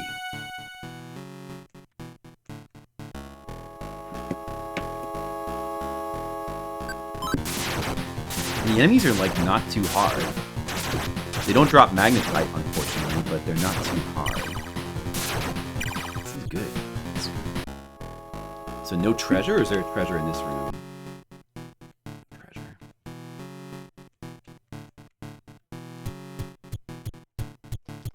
Very simple map.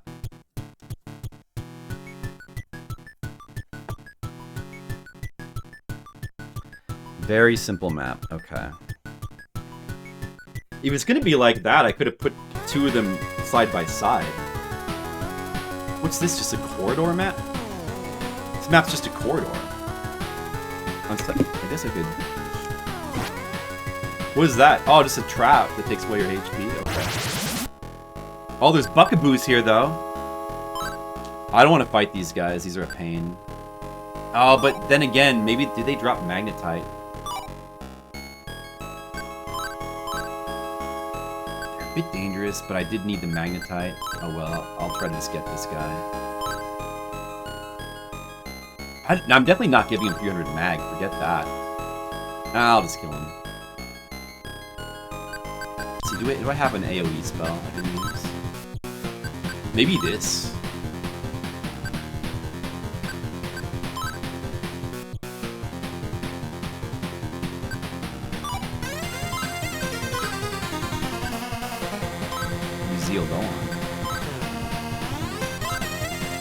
Oh, that's right. These guys are weak to lightning, aren't they? Yeah, that's right. That's good.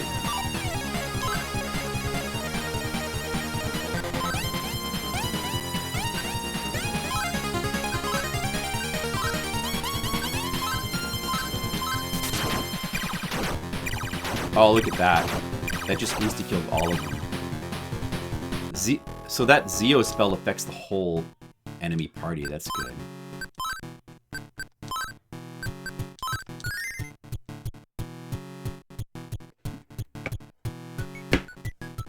So, alright, so that goes up.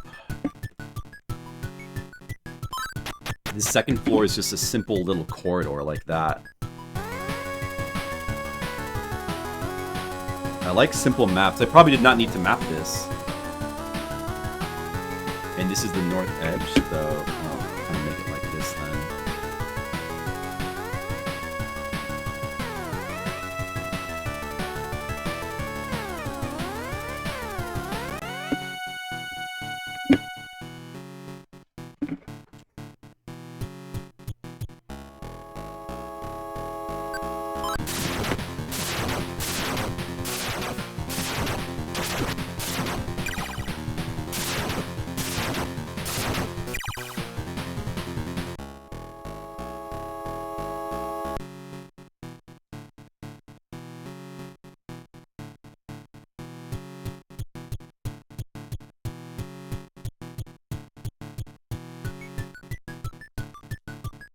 Ow. Ow. Oh man, that hurts.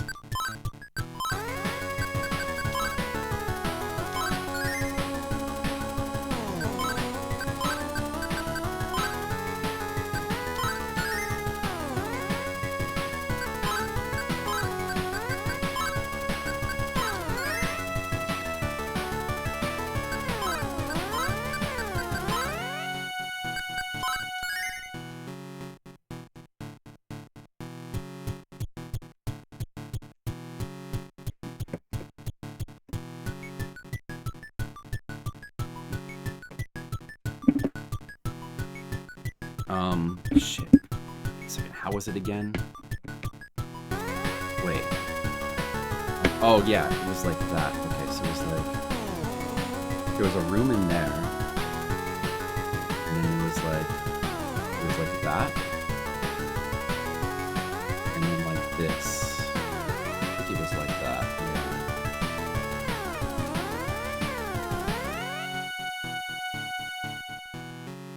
yeah. Wait a second. Is that how it was like?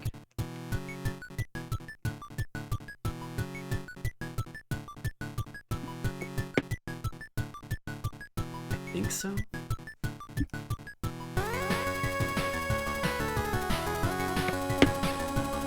Oh no, it was like this. There was a couple. I'm totally getting confused with my map. I think I'm looking up the map. It's like that?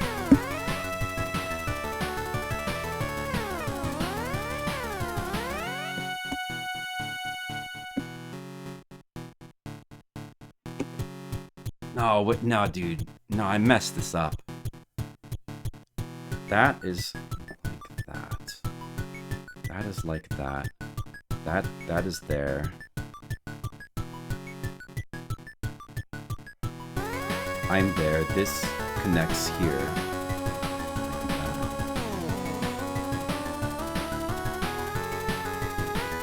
And there was another door here. That door was there.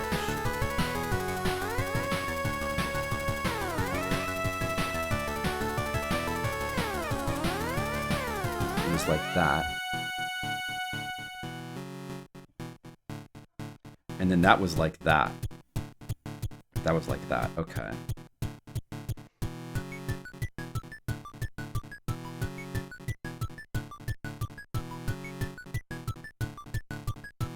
No, wait. Wait a second. Shit.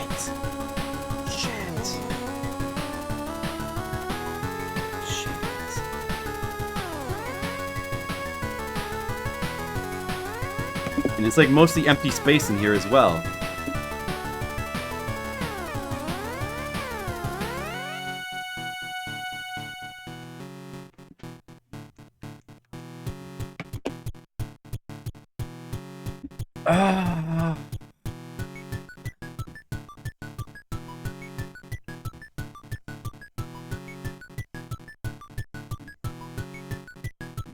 It's like... I know the whole layout now. It's like this. It's like this. And then that goes to there. And I'm spending a ton of magnetite just walking around here. Let's return Komokuten for a second. We don't need him out either.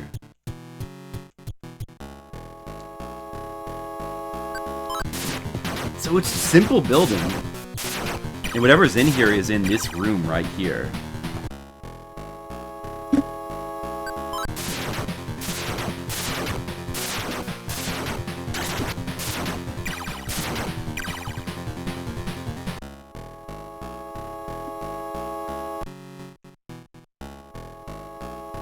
And it only has like a couple different enemies.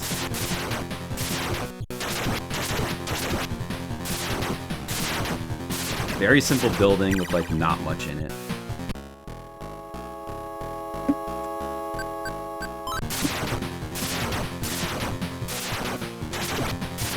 Let's see.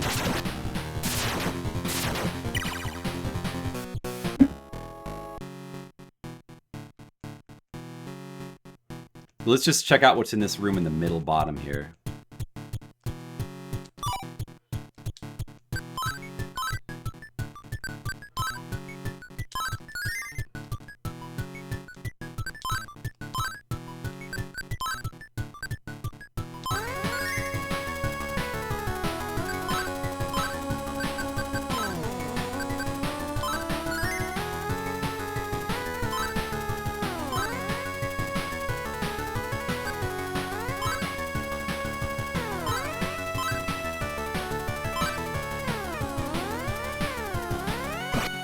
Ow. A computer. There's a computer there. We're back here. We're back in the area at the beginning of the game. Whoa. Because I don't need to map this. This is the starter area. Where it looks like this, like it looks like a Dragon Quest style map. We're back here. We haven't, like... This was the first dungeon of the game. It was played in virtual reality. This is like virtual game space. Do I still have access to all my demons?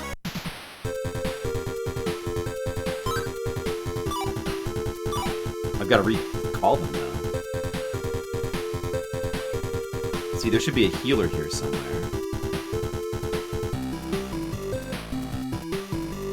Where was there a healer?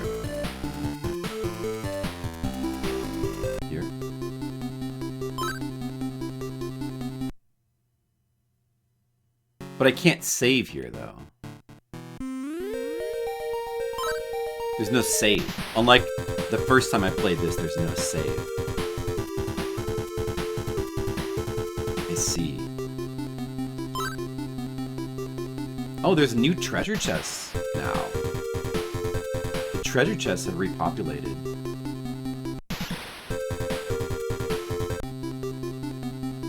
You already defeated the Minotaur.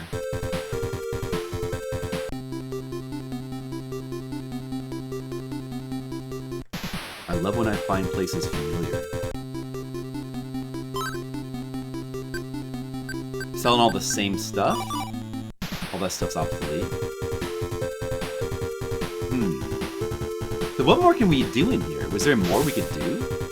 Oh, what's this elevator? That was not accessible before. Elevator was not accessible before. Okay, I see.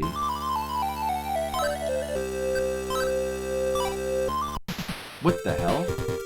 I seem to have spent a lot of money on something.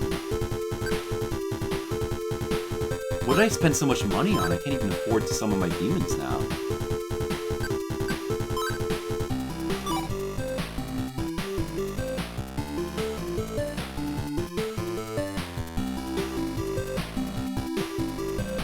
Where did my money go?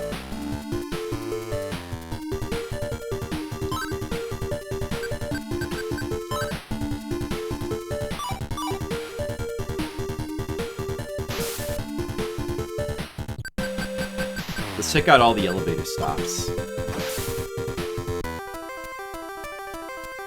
So these must be different parts of the floor that I explored.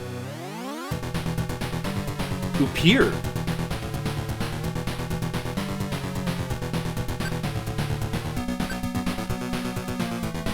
This is kinda gonna be hard.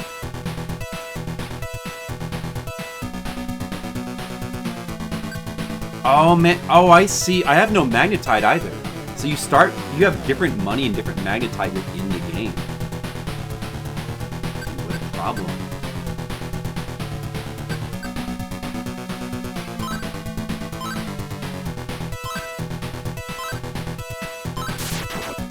Are these guys gonna be hard?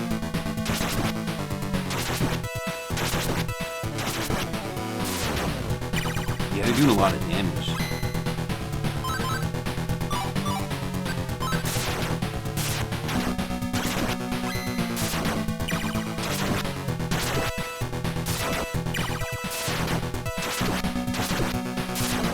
Oh no, I can't afford to die.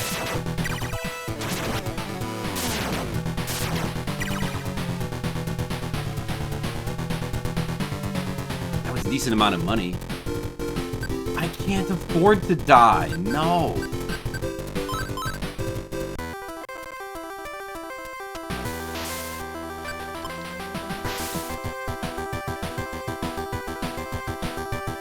What the hell is this? Wait a second. What?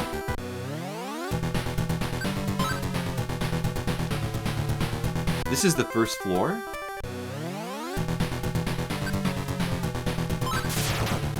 Wait, control this thing. It's just the two characters.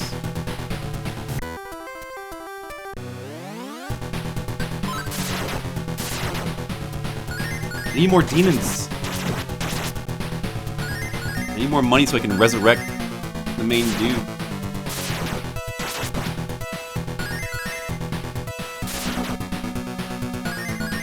Uh-oh, this might not work.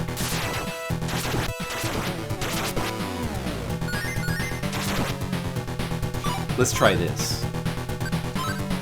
Zeo low on. Maybe that'll work.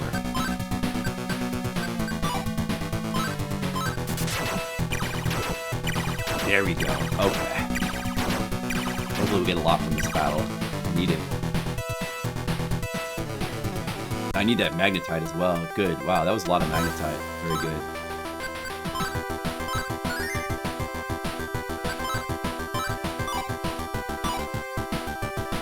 Now, wait a second. That was the first floor. Where did I start the elevator from?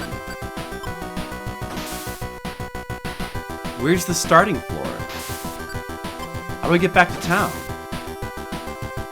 The hell?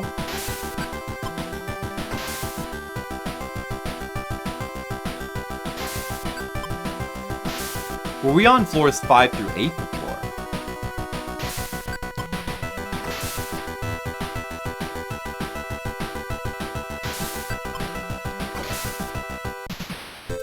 Oh, the 8th floor is where you start from.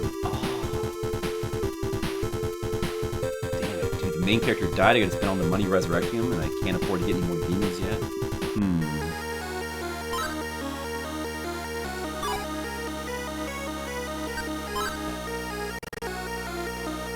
Could just barely afford to get him to resurrect him. Damn it.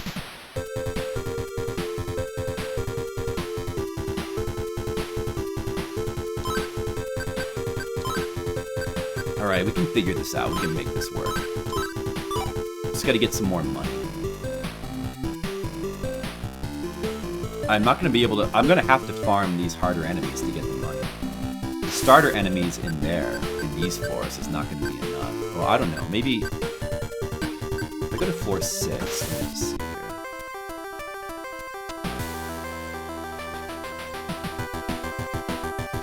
Or maybe it was floor 5? I remember there was an enemy that did drop a lot of money around here.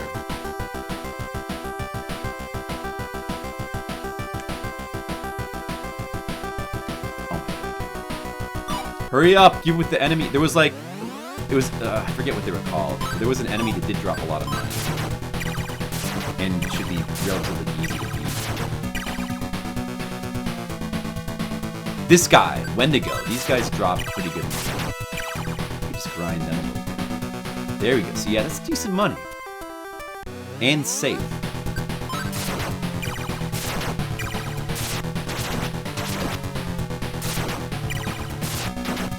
So we've got the new floors are floors 1 through 4 now. Oh, even the slime's dropping a decent amount. You're dropping magnetite as well. Alright, we can do this. We can do this. I don't even need any demons to beat these guys. I can beat them without any demons out at all. But I'm profiting magnetite and money by just farming here on this floor. So once we're ready, we'll go try to explore floors 1 through 4. See what's up. Those are the new floors that you can access from the elevator. When I was in this game back at the beginning, again, this is a dungeon from the beginning of the game. This is from the beginning. This is the very first thing you do in this game is you play this computer game version of Megami Tensei, which has this overhead Dragon Quest on it. So obviously no need to map here. The intelligence building.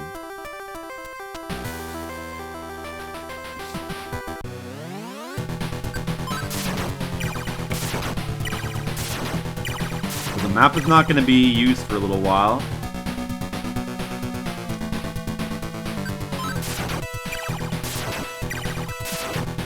But I'll just keep it on the screen. I'm not going to change the setup.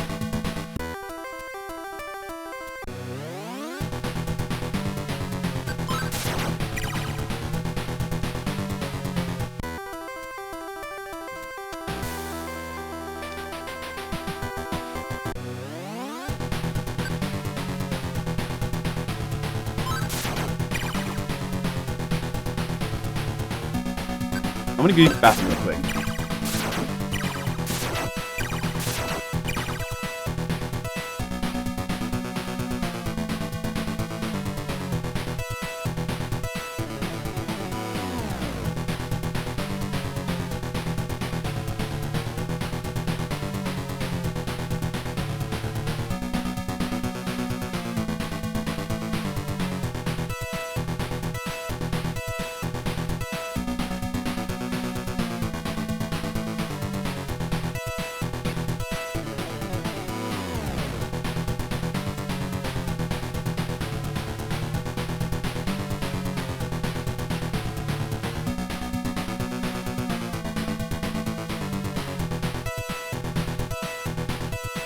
Uh-oh, dropped my controller again.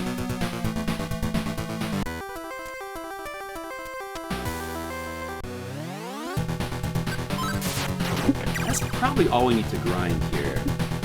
It's probably good enough. It's safe, but we could be more lucrative grinding in the other areas. Should we try floor 4 and go down, or should we go to floor 1 and work our way up? Now I can summon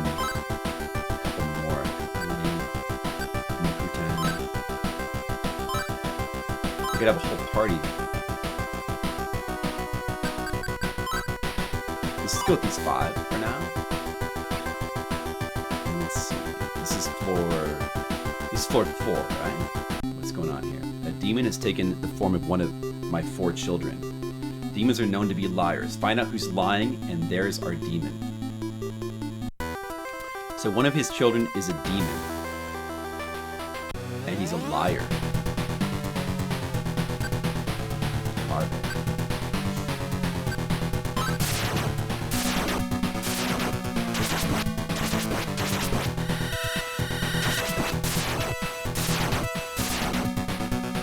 And any money and magnetite we make in here, we cannot. It's separate inventory from the real world. So any money and magnetite we make in here, we can't bring back. Let's try not to grind too much in here unless there's a shop. But I think you can't take equipment back either, so that would be worthless. I brought my equipment in anyway. Like I'm using the same equipment in here. There we go. That's a lot more money. Dragon Mace. I don't know if it's as good as the steel sword I have on. Like we still have the same equipment, right? Oh, we don't have the same. We don't even have the same equipment. It is separate equipment as well. Wow. In that case, maybe I want to use that Dragon Mace. Is that better than the broadsword?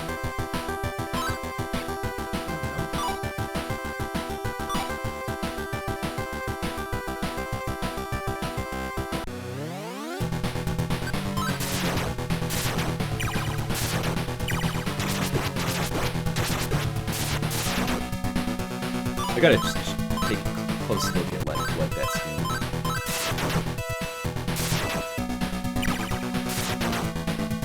How many attacks it has. Just compare them. That's the only way to know.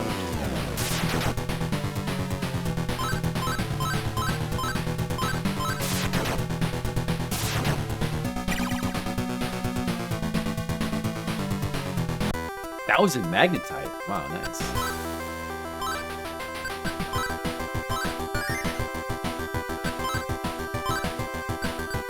I should get out my 16.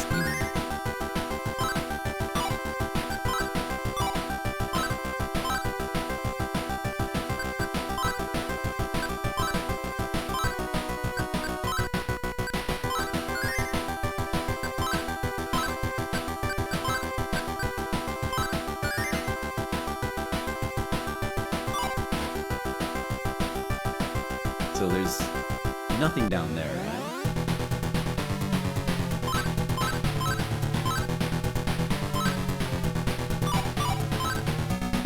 And we don't even have guns yet. In this world. There's no gun.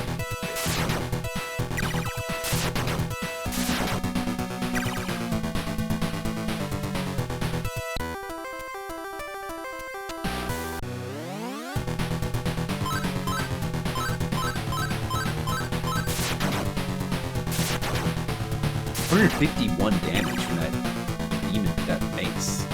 It's gotta be better than broadsword, I would think. But let me just check.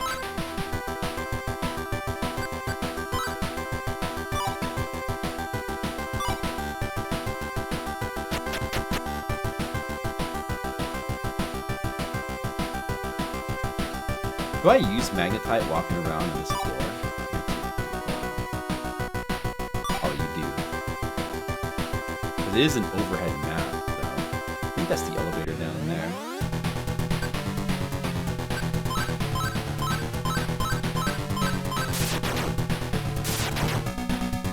Oh, the dragon mace does like way more damage. Wow. That's crazy damage.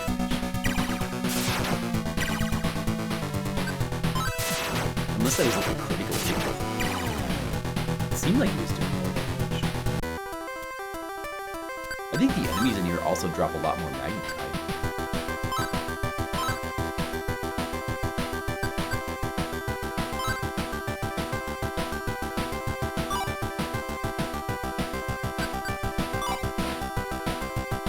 Oh, what was this? I'm Hoblin. I noticed that Mashlin started telling lies lately. He seems suspicious. Uh-oh. Are these clues?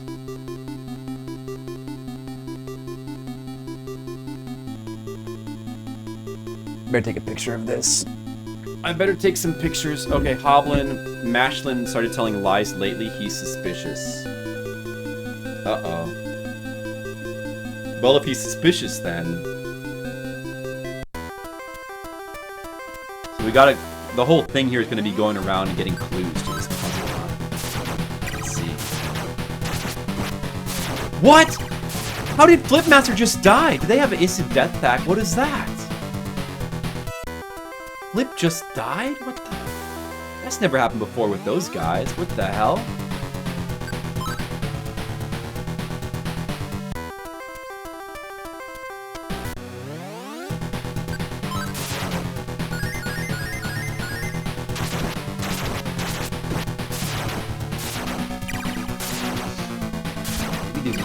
These are different versions of enemies.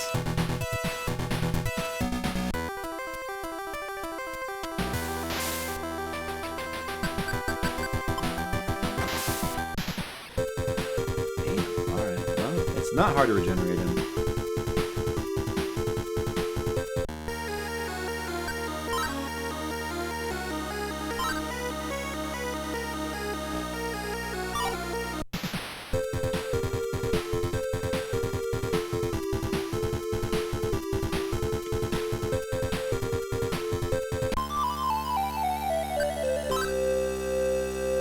This place doesn't seem like it'll take too much time to explore. It doesn't seem too bad.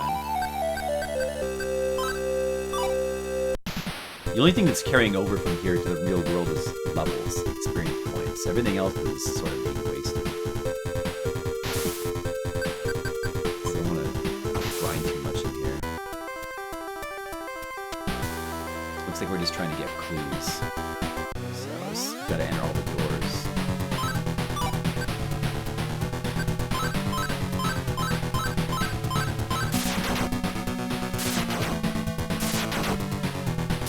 Yeah, dude, the serpent mace that he has is doing way more damage.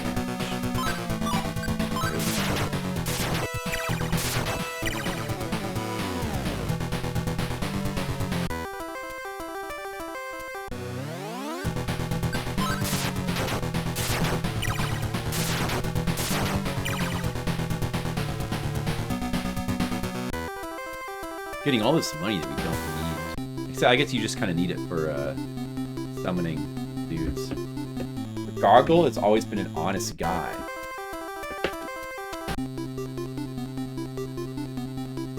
Alright, let's get a picture of that. Top copy says Gargle is an honest guy. Alright, did you guys get that? Red Mages. Well, I'm back in the video game world. We're in the intelligence building where we found another computer to go back into the world of Megami Tensei 1 at the beginning of the game. We're in the overhead map. And now we're exploring some new floors. And we're doing some kind of puzzle.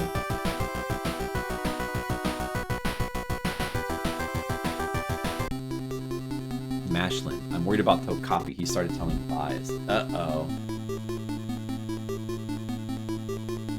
So Mashlin thinks Tokapi is a liar.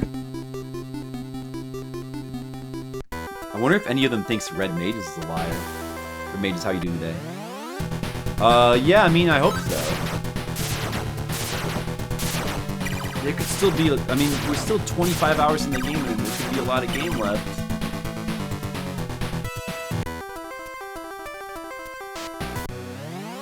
So I hope the progress keeps being quick.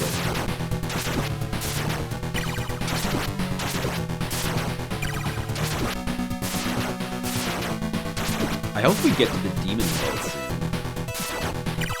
The second world map. That'll feel like we're probably about halfway through.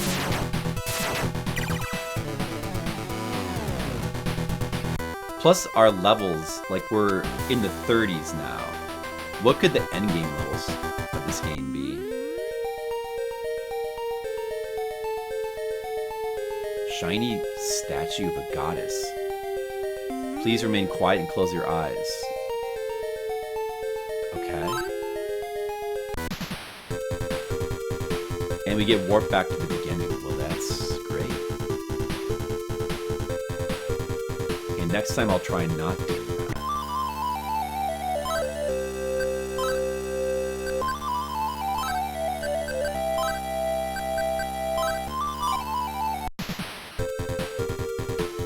Red Mages, you know me, I'm kind of a fool. I just can't help myself. So was that the second or the first floor I was on before? I think it was the second floor.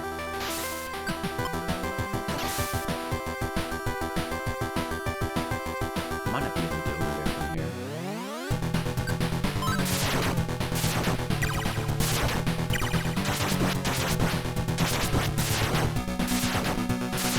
Looks like magnetite is no concern in here. There's tons of magnetite. Money's not a concern there. Earth Sunder, hello. Well, thanks for the raid, Earth Sunder. What's up? Still playing this game. We're back inside the computer realm. Fighting demons in the computer realm some more. And how are you doing today? We'll be playing more Trials of Mana. That's a good game too.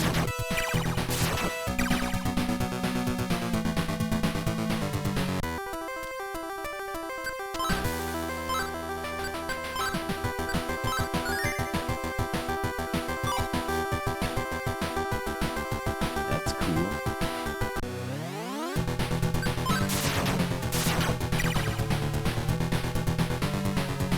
I'm apparently solving a puzzle right now. Another statue? I'm gonna say no. So is it just a warp statue? Does this one do the same thing? I'll say yes. They're just warp statues. Why is there like 2 different ones?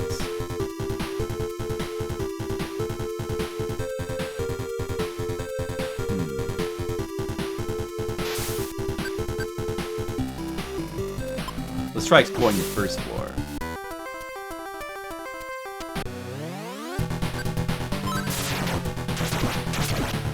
You can see I've started mapping this game now.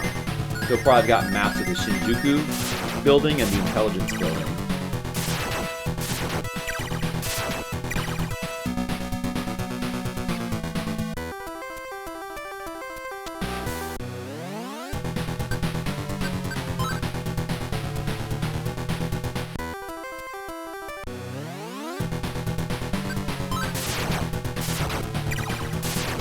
To make you ask why.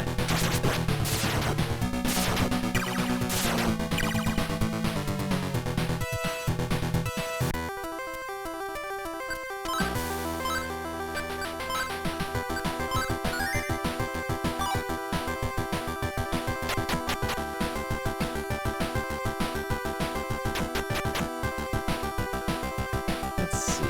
We haven't checked the doors on this floor.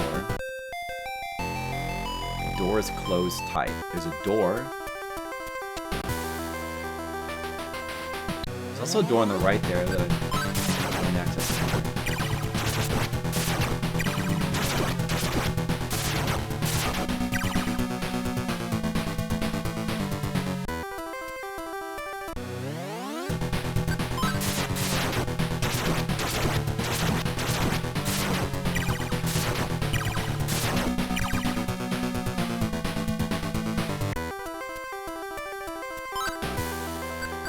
I could probably change this order.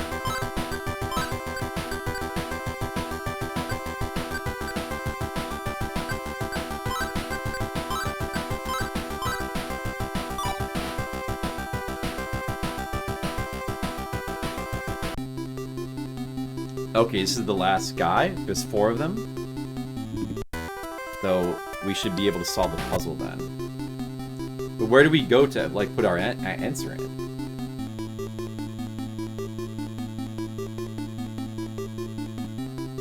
I've got the 4 clues. Gargoyle, Mashlin, Topkapi, and Hoblin. I'll give you clues about who's lying. But, oh, you can get to that door on the right. That must be where we go.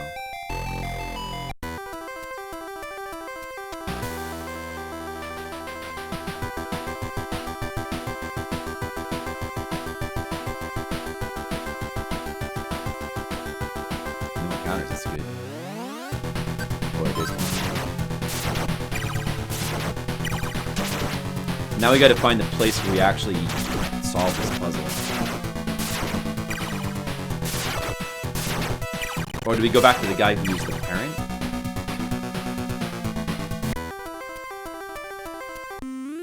Cerberus. Been waiting for you to arrive for nearly half a century. Please take me with you. Of course. Of course we'll take you. Okay, we got Cerberus. Wow.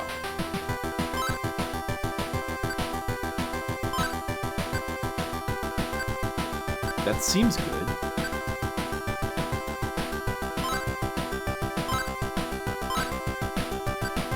He's got 300 hit points. He seems good for sure. Seems good for sure. Wow, 300. Over 300 hit points for Cerberus.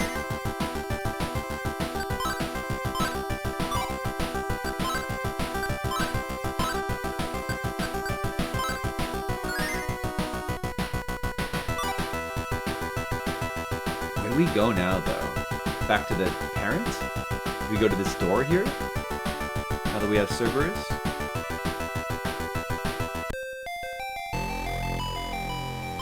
Still closed. Maybe we go back to the parent. Was he on floor 4?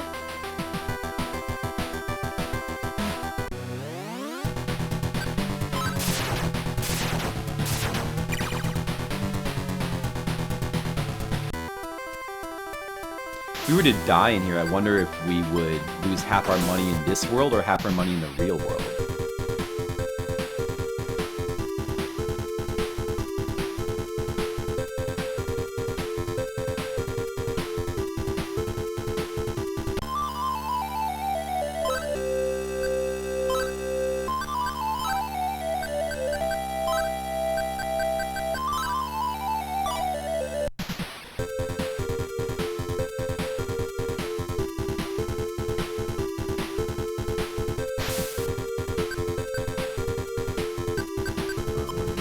Here? There's a door that we've got to open. Maybe we go back to this guy?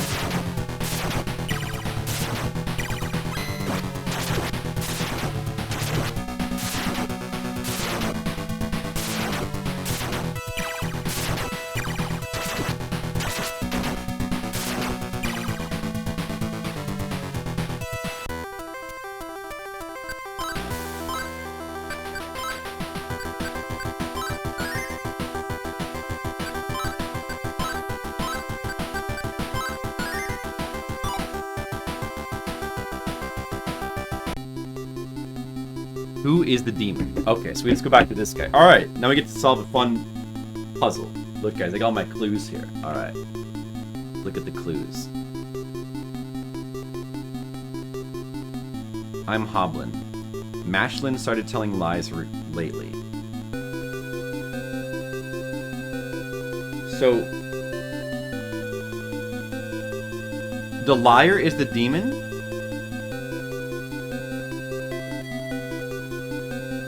So if Hoblin is telling the truth, then Mashlin is the demon.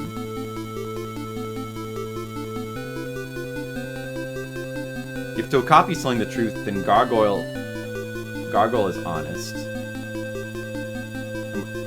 If Mashlin's telling the truth, then Tokapi's telling lies. But if Mashlin's telling the truth, then that would mean Gargoyle also is a liar. So Mashlin can't be telling the truth. Mashlin has to be the liar. He's got to be lying. And Tokapi's got to be honest, and Gargoyle's got to be honest as well. He says Hoblin never lies. Mashlin started telling lies recently. He seems suspicious. It has to be Mashlin. Since there can only be one liar, it has to be Mashlin. So it's simple. It's Mashlin. Bring them to me. Ah, see, but... So yeah, so it really wants to make sure that you, like, are committed to your answer. You've got to... Oh, but I don't... Dude, where the heck was he? He was the...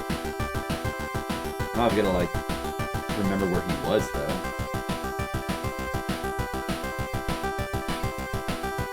He was the third one I talked to, so let's see. He would be on one of the lower floors. I think he'd be on the second floor.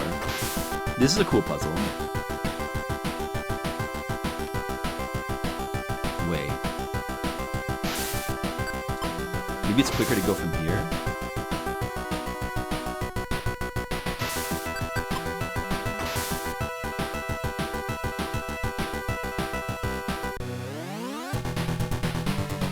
That would be cool, Red Mages, yeah.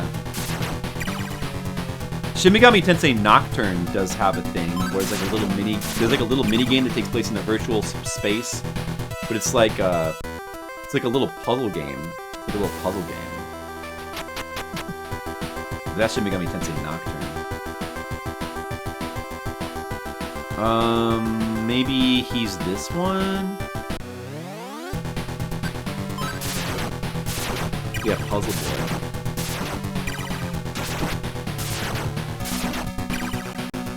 I mean, you know what? Dragon Quest XI had something like that. Dragon Quest XI had like a little pixel game version of Dragon Quest you could play through, like, the side of the main game.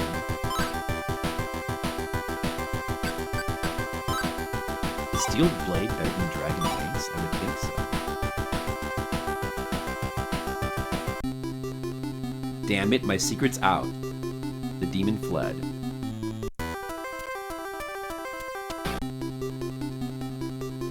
Oh, the real one came back.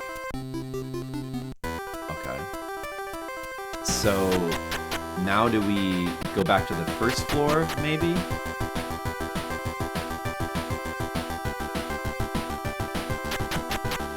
And go to that door?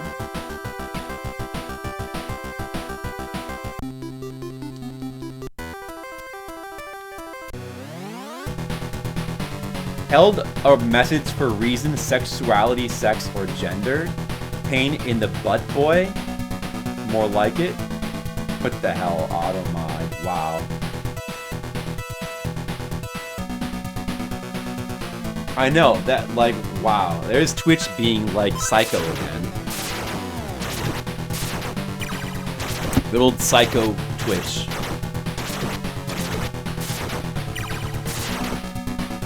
I did, Shark. I did draw this map, yeah. You like it? I'm not using the map right now. I don't need the map here. When we get to another area, I'll make another map. I'll need to make a fresh one. This graph paper is like used up. I've got my Shinjuku maps here and intelligence building map. You can see the paper is pretty used up.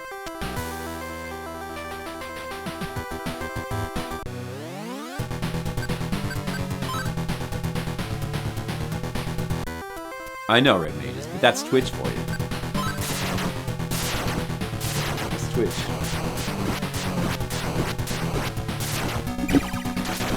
Which is very silly.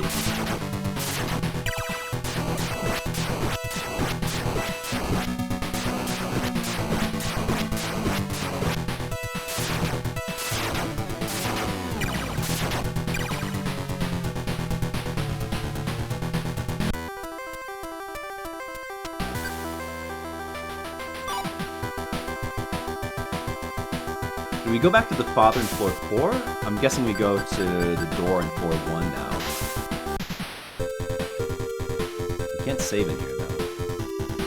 But if you die here, you might only lose half your money in this world and, like, get sent back to the beginning of this. Like what happens at the beginning of the game. Probably. Like, dying probably is not a big deal.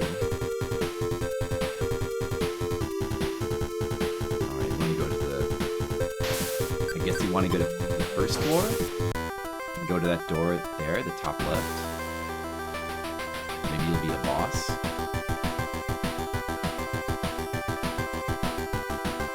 In which case, let's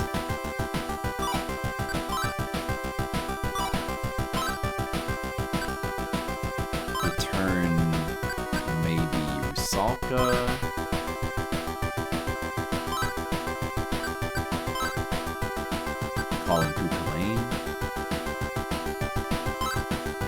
Also return Naga and call Gap. That'll be good.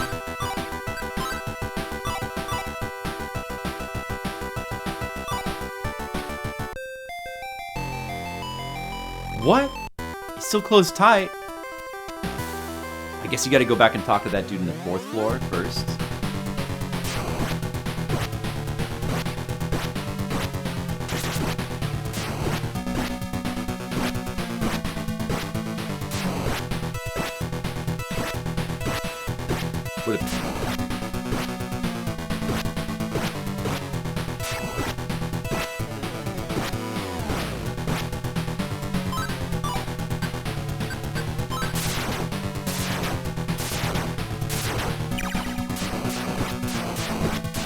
Because they're so afraid to let... I know, Red Mages.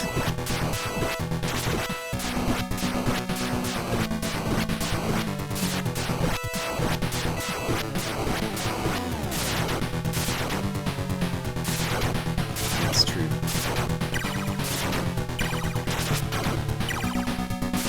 Maybe you should try that here, Red Mages. Now on to say stuff like, wow, yay, and gave a good... Not have a good day, but gave a good day. I like that better. I like gave a good day better. Let's try that from now on. That might be nice. Oh, another crystal sword. I already had one, though. Wow. But, I mean, that was in the real world, not here, so that's an improvement.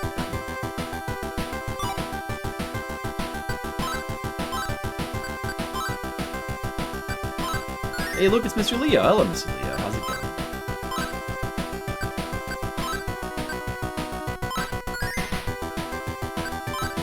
going? Playing more Megami Tensei. We're on stream 5. Look, I'm 25 hours into the game. Can you believe it? I'm back in the virtual game world. Yay.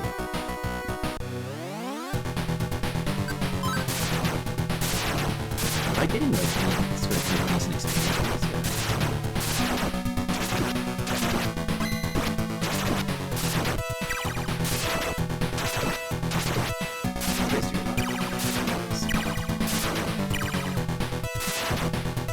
And Skittles was here too? Oh, you guys just came in just in time. Wow. Well, I'm almost done with the intelligence building. We finished Shinjuku last night. Ikebukuro and Shinjuku have been finished. Now we're working on the intelligence building, which is just like a little thing. And it's basically where you can like go back to the beginning of the game. You go back to the virtual game world. At the beginning of the game, you can like do an added thing there. Dude, Flipmaster died. What the hell?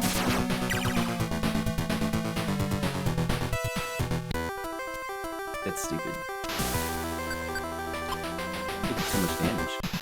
Oh well, it doesn't matter. The money here is irrelevant because you can't bring it back into the real world, so it doesn't really matter.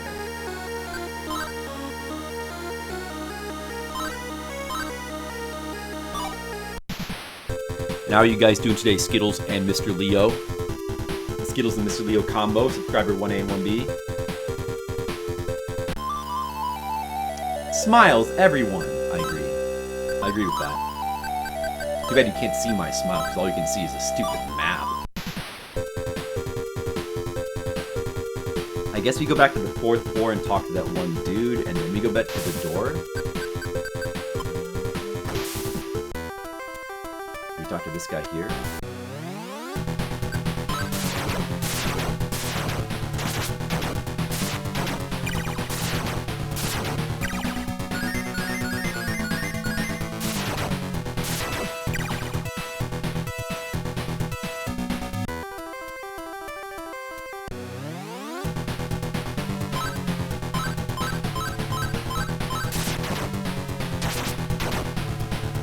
Cerberus does pretty good. I think that Dragon Mace was better after all. Look at that. Man, that Dragon Mace is like crazy good. Actually, was better.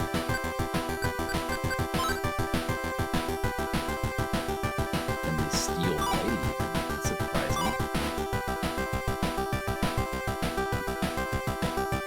So do I go back to this guy? Thanks, well done. I'll open a new door for you in return. Okay, so you do. Now we can go to that door on the 1st floor.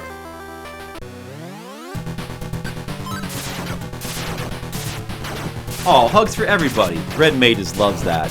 You know how much Red Mages loves hugs. He's a big hugger way back.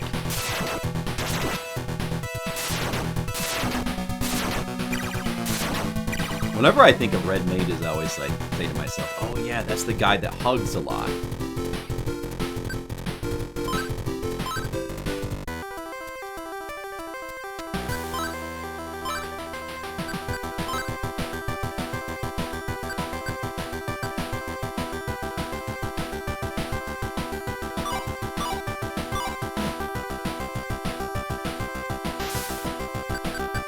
So we're almost done here. Now I know where the boss probably is. It's probably right here. And we can go to the next area and make even more progress. Oh, are you guys ready for more progress? What's happening? It's all happening here. Whoa, Red Mages. Wow. What about Skittles? Do you think Skittles will ever stop? Will ever replace his command bruh with like a Happy Pikachu? Skittles, what do you think? Mr. Leo, you need some kind of emote you can post. Is there any kind of lion? You need like a lion emote you can spam. Like a wise lion. Somebody get Mr. Leo a lion. I can cure that sleep with Patra. Do that.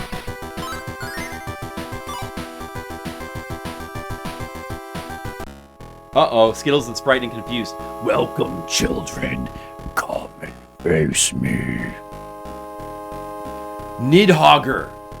Oh, it's this guy, guys. Nidhogger. Are you guys ready for this? Oh, boy. Why is Flipmaster in the back? Oh, well. That is stupid. Can I reorder right now?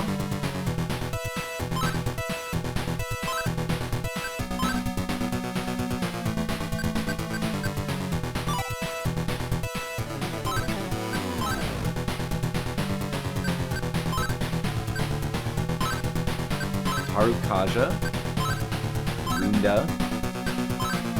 That'll probably be good enough. Let's reorder that guy.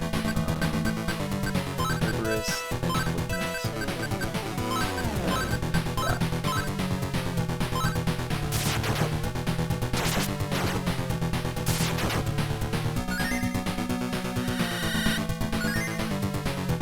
A slimy song.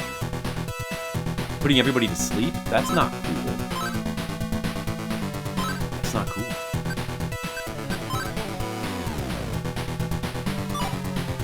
Maybe we should catch. Well, I think Tendraja only lasts for one turn in this game. Probably. I don't know.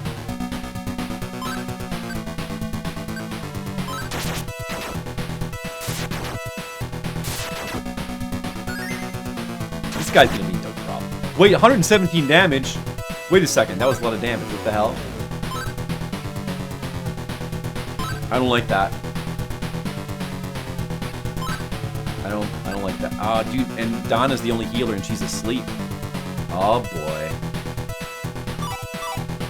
Do we have jewels we can use?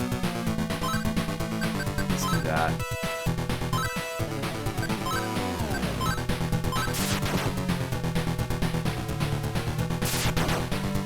That's good. Did a lot less damage that time with Tail Strike. Donna, wake up! Damn it! That's the fourth Harukaja.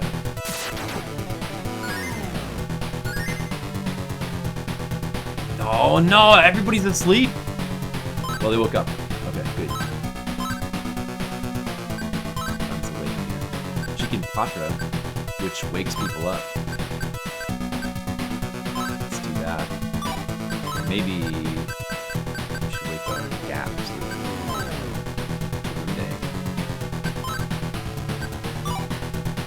Try Hamon.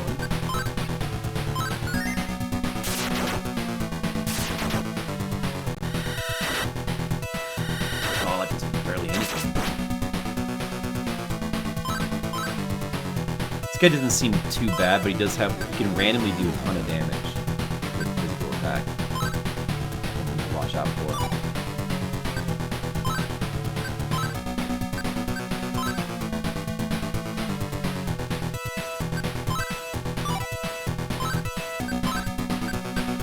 You need to get a couple more Tarundas on him so that his attack will be lowered. Oh, seems like he'll die soon. Uh-oh, numb. He's got numb.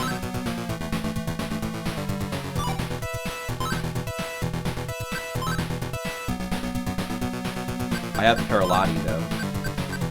That should cure that.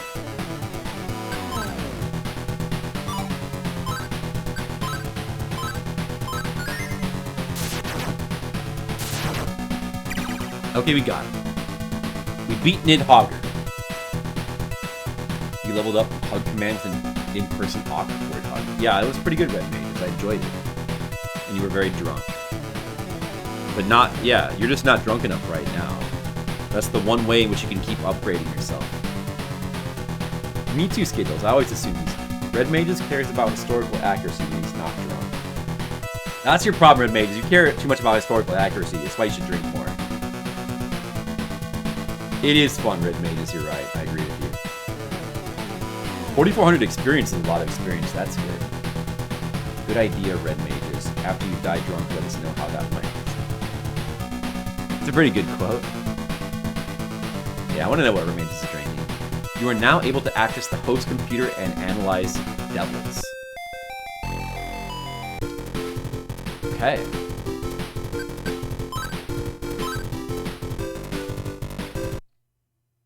Donna learned to spell. All right, it seems like that's... Okay, we were taken out of the computer now. So that was our goal here, to do that. And we did it. Now we gotta resummon demons again, but we have all of our money in the real world now, so it's fine. We don't need too much here. 4 ought to be good.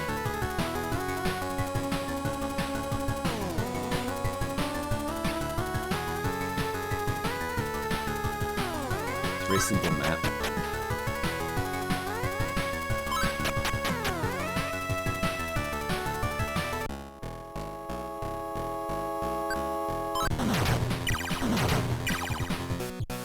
Nice tall glass of work. Delicious.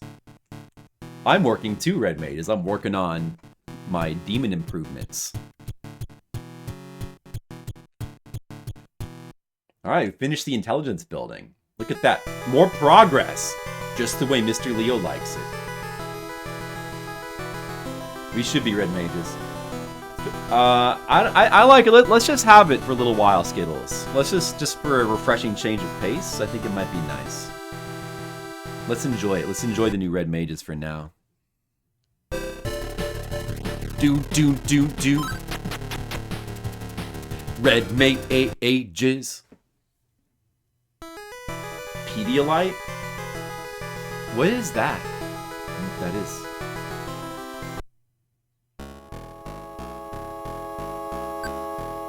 I don't want to fight these stupid guys. What are those guys doing here? So what do we do now? We go back and tell that one guy, Mamon, that he wanted us to get the head of Pazuzu, so we got to bring him the head of Pazuzu. That's what we do.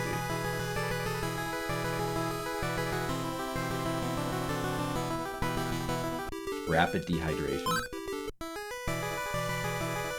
Oh, for hangovers? Oh, I did not know that. I see. Wow. Well, that sounds pretty good, I guess.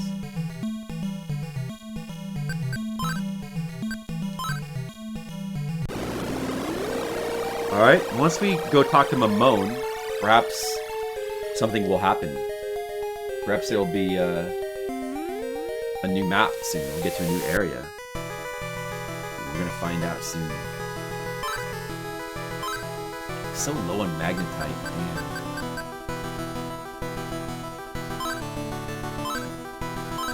So low on magnetite.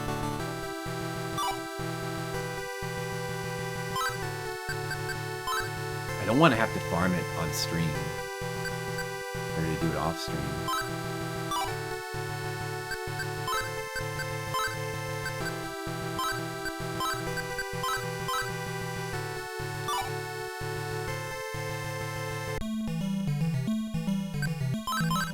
I might just have to do it a little bit, though.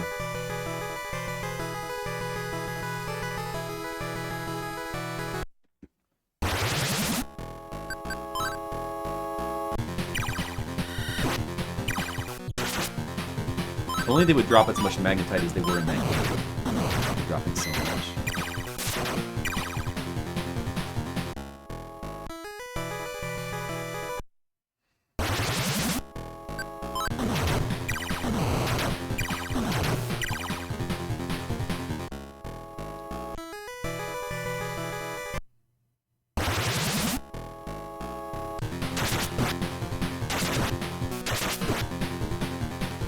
You know, I've never had a hangover in my life. I've actually never had a hangover. I've never been drop-dead drunk. I've been drunk, but, like, not that drunk. Alright, let's see what happens when we do this. The Gate of Mammon. Oh, you defeated Pazuzu, have you? Then hurry and give me Pazuzu's head. So this is it. This is Pazuzu's head. Such a pitiful sight to behold. At any rate, I should give you something in return. Take this. What? A fight? Death? Is he gonna try to give me death? What an asshole. That son of a Bitch! Unbelievable.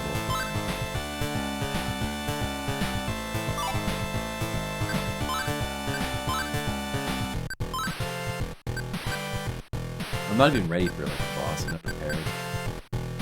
Try this though. I have Raccoon there at least. Maybe lighting would be good.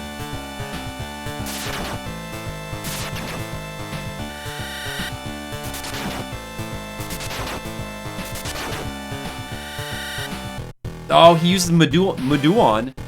Dude, why did that penetrate my Tetraja barrier? I thought that was supposed to block instant death attacks. What's up with that? It's ripped off.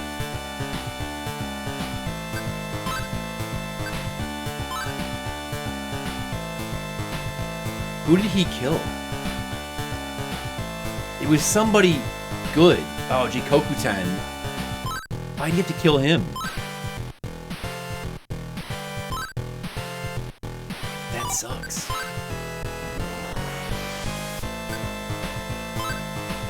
I'll try to keep casting that anyway, though, I guess.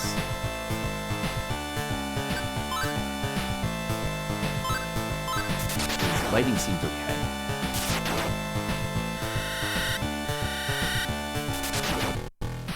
What?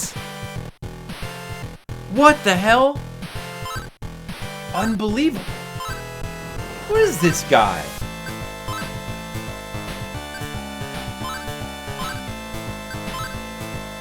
He killed another two of my demons.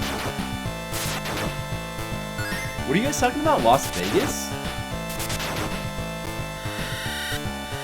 Maybe he doesn't have super high health, though. Yeah, I've never been super drunk. Do I really want to... Like, should I do that on stream? That doesn't seem like a good idea, though. Part of the reason why is I'm pretty resistant to getting drunk.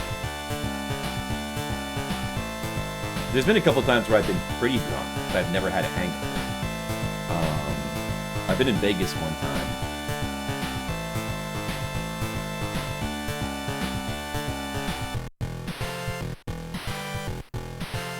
Now Flipmaster's dead. Dude, unbelievable.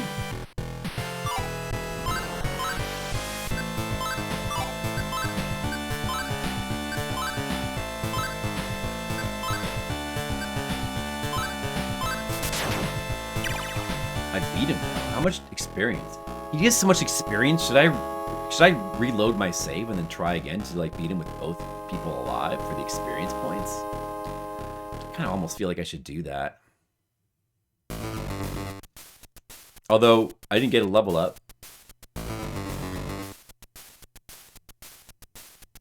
That was a lot of experience. I mean, whatever. Let's just keep the progress, I think. Look at this. So there's a new area here. He was annoying. We were ready to save our progress. It's annoying to me that like only Donna got these experience points from that battle, but...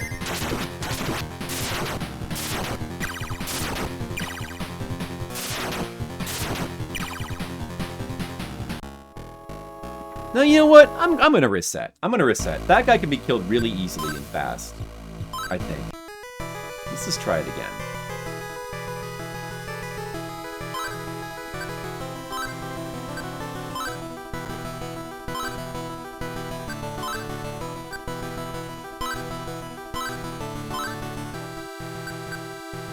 We just need our attacking guys. We need Kukulane and Komoku-ten. Actually, I should have Rasaka. You don't need defense. Yeah, no, like this could be good.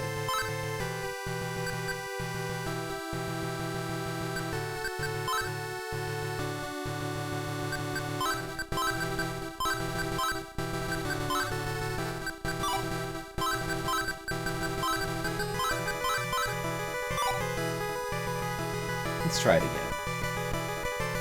Las Vegas and New Mexico. It's opposite. Just work and be happy. That's true, Red Maners. Drink enough so you straight up pass out while streaming. You think so? Maybe I should do that. I could. What do you guys think about that?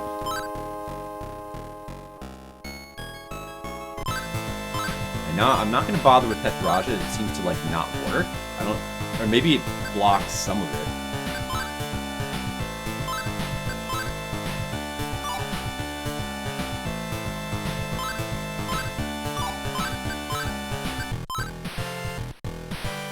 Let's not bot. Let's just attack. Just straight up attack.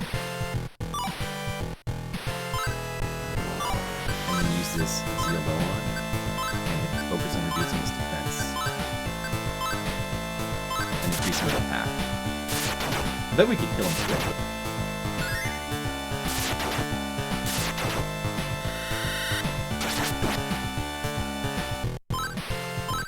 Good start.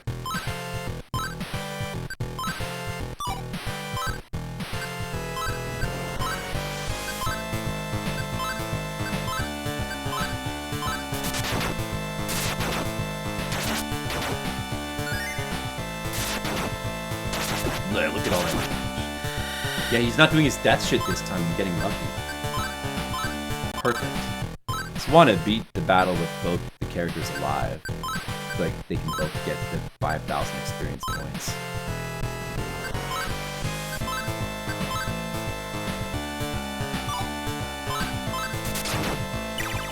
Yeah, we did it. Nobody died. Look at that. There we go. That's more like it. That's more like it. Flipmaster gains a level. Good.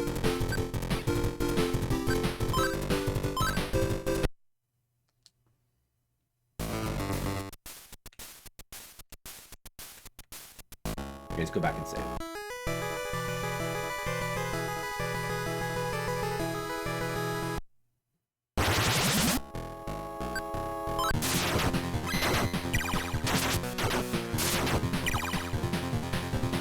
I've never really done a drunk stream, right? I think there's been a couple streams where I've drunk some... I mean, I always have a rum and coke.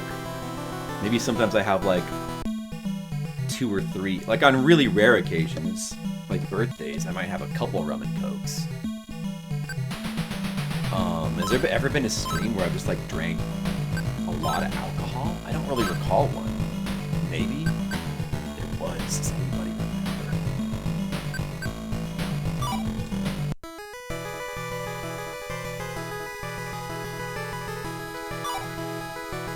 We should probably heal. Would it be quicker to go in Shinjuku to heal? Where's the healer here? Oh, he's pretty close. Wait a second. Yeah, it is kind of... It's quicker. The healer... Let me see. Is it from here?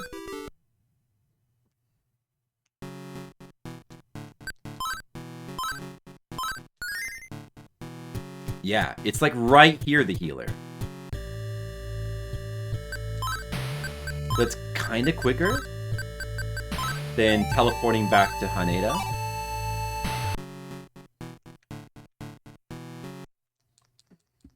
I think.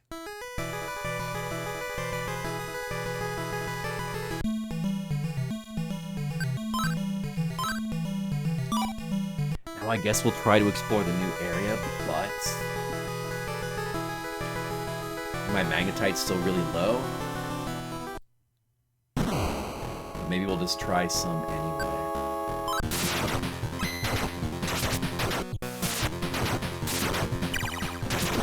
We've got a cave here with a new tile set behind this guy. So this is definitely like the way to go, like the progression.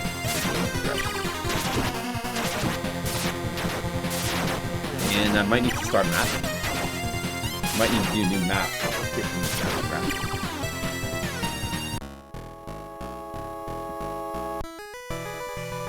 I'll just farm, let me just farm like a little bit of magnetite right now. Hopefully.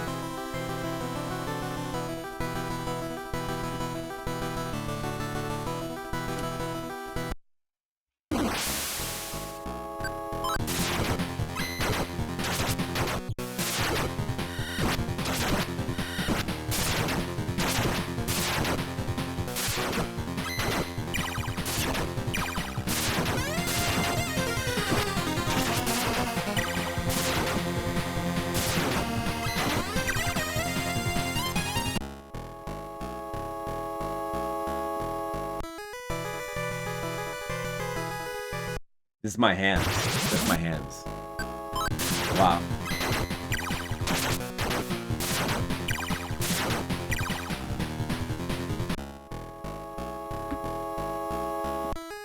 Please give me more magnetite.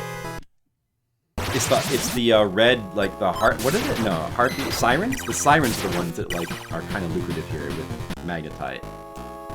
A little bit. Those are the ones that we want. Not these stupid idiots.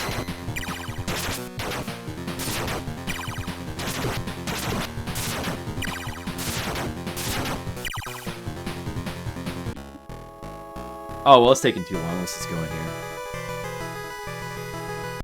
All my money? I spent all the money on... We found some new shops, and I spent it all on the really expensive equipment. And there's still, like, a piece of equipment for, like, 30,000 I still need to get. Alright. Oh, new music here. Look at this. Alright. It's still linear. For, as long as it's linear... Let's see what the map looks like. I'm not going to map it if it's linear.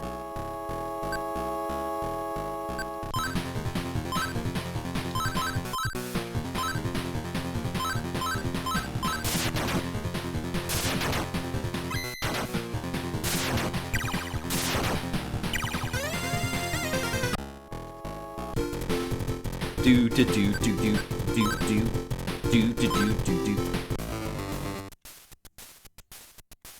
All right, it's got a little cave. It's a little cave system, and we're already out. All right, we're in this upper area. Is this damage or is this like snow? Whoa, Taraka, new demon. Let's kill it. I want to try this new gun. Cerberus seems good. That new gun seems good.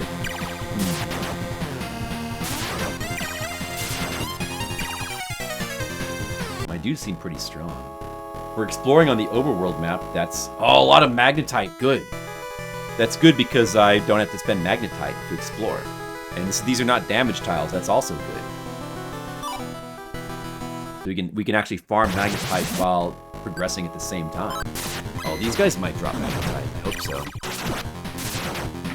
Yeah, the designs are all different in this game. Like, this is, like, old school. This is, like, the original prototypical, like, demon designs here. At a certain point, probably, like, in the Super Nintendo games, the designs for a lot of these demons sort of got codified into a thing where they were always kind of a certain way, like that you kind of knew what to expect. You knew how the demons were gonna like look like. But some of the demon designs, like the same names, look drastically different in this game. So it's kind of interesting.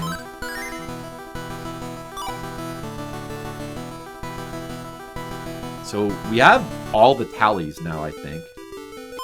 We also have a water tally we've never used. So, and we also have like some pillars, but I don't know if we have all the pillars. What pillars? There's 7 you're supposed to be able to get. Moon pillar, Mercury, Jupiter, Mars, winds, sun. No, wait, wind, that's the tally. So I have 1, 2, 3, 4, 5. I have 5 pillars, and you need 7 for some reason.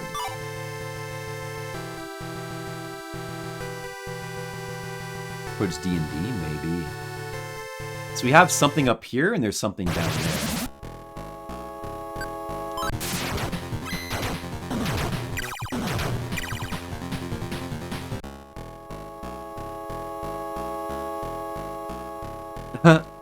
No Mara in this game. Yeah, Mara's usually in... I don't know if Mara's in... Oh, what is this? A save point? There's a save point, like, right here. So, like, it's been ages since we found a new save point. Like, what a random place for there to be a save point, though. Really random save point there. Checkmate of Adachi.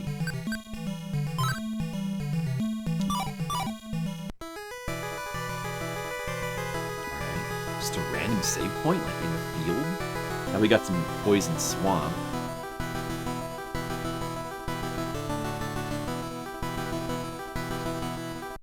Ah, boy.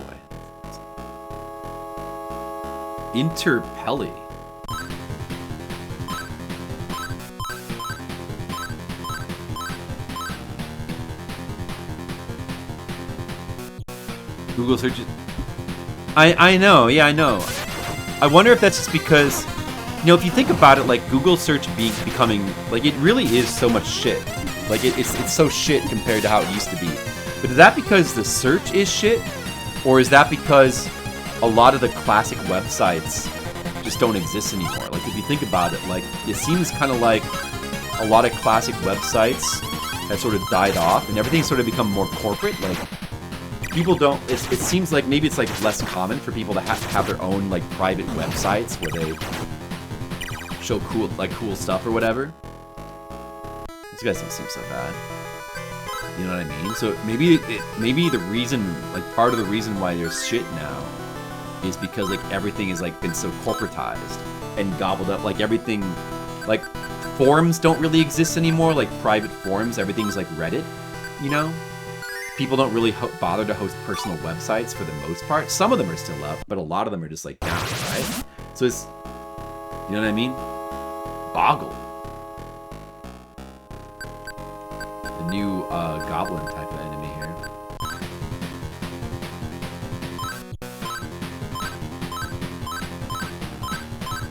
Discord. You think it was Discord? Maybe a combination of Discord and Reddit, I guess. Oh, I use the Discord in place of the forum I used to have. Also, part of the problem with forums was just that like people kind of gave up on them because bots became so aggressive that it was just impossible. Or it wasn't worth the effort to try to have forums. But I mean, really, maybe bots killed forums more than anything else. It became such a pain having to deal with like the crazy influx of like forum bots. But ironically, like maybe if you tried to have those might be extinct now, you know, because people don't have forums. Therefore, people probably aren't making bots to invade forums anymore. So you might actually be able to have a forum now and not have it be invaded by a massive influx of bots. Maybe that's what really killed them, you know, I don't know. But yeah, I do miss that. That's an aspect of the internet that I miss.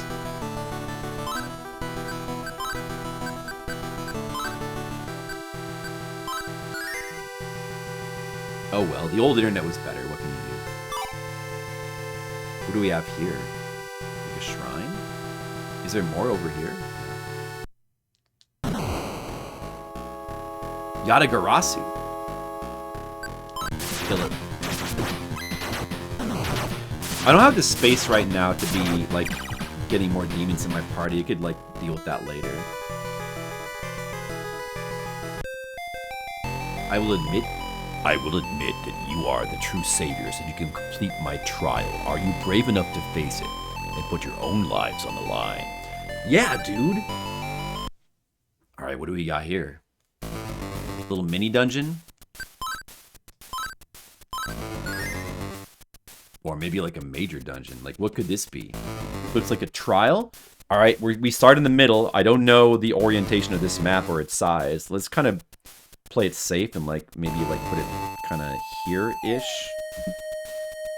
Hopefully it's not super big. Oh, there's a lot of darkness though. Yeah, I mean, considering there's like a new way. Oh, so here's a new way. Here's what new way looks like. A lot different from like the fat yellow thing from the more modern ones. We'll kill it.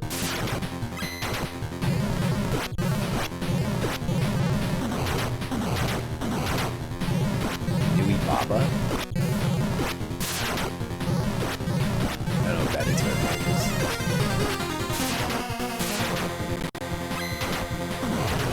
but yeah, I mean, I'm obviously like smaller random sites still exist. Some of the random like personal websites from the old days still exist. Like there's really old websites that still exist. But a lot of the ones that I bookmarked that I used to go to for information and stuff, a lot of them don't exist anymore. Like, there's definitely a trend of those style of websites disappearing and being sort of, you know, the trend is there of like everything sort of becoming corporatized, right? That's all I was saying. There's less of that now.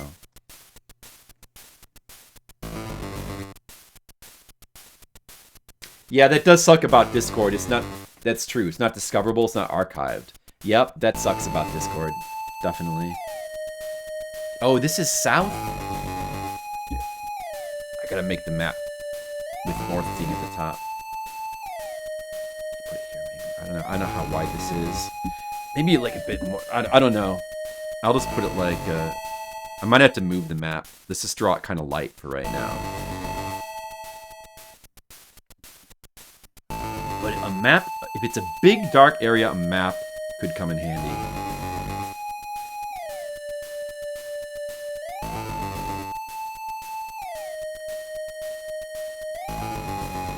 So I'll try to make some space here to indicate where I've walked. Fuck that guy. But I gotta remember when I run away, I move back a space. So remember that. So I should be here now. Now if I turn right and go through this door, I mean there should be a door into a light space, but it's just a nothingness space. Okay. Oh, we can see that the border of the map is below us. Okay. That's good to know. Archive, yeah. I mean, certain things like archive and Wikipedia are things that you really hope stay around for sure. All right, there's the border of the map. I guess we'll go behind this and we'll check out over here. Is this going to even have walls? Okay, there's a wall here.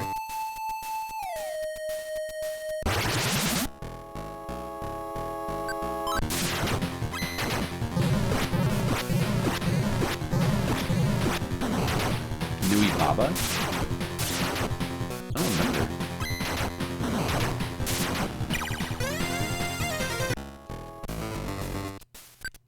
I hope I keep getting magnetite here.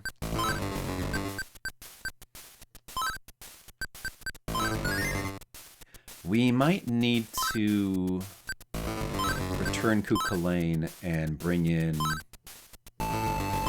Rosauka instead for backup healing. Okay, so I think I'm here. Let's try going north here. We can go north there. Okay.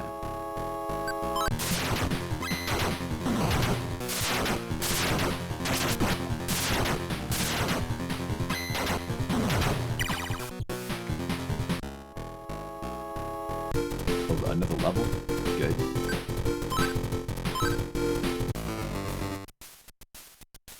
He's numbed. Bad.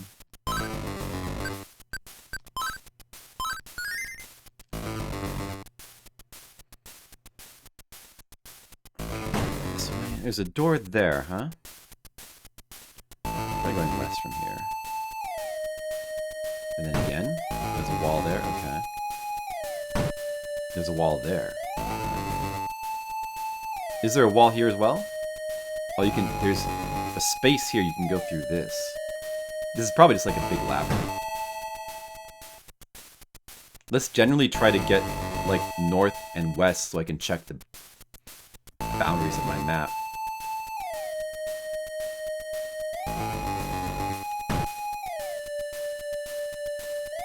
Maybe south. Oh! Okay, so the boundary is there. See this? This is the boundary. That means I should probably move this map over, but I don't know. I'll keep mapping. I'll keep mapping for now. Maybe I'll move this map once I know more. Nekomata. Oh, Nekomata. Here's what Nekomata looks like in the original games. A little bit different from her more modern incarnation. I kind of want to get her in my party, but I don't have the space right now. Oh well.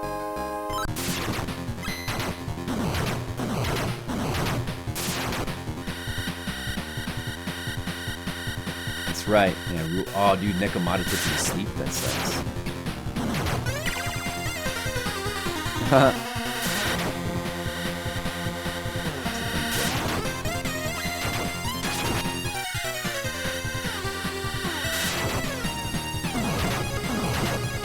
Nekomata's a little bit annoying to fight here. They're sleep.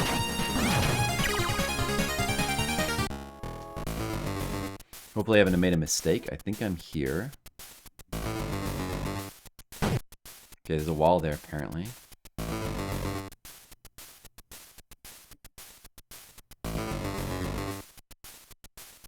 Could that be the border? No, it's not. Not border, because there's not a wall here.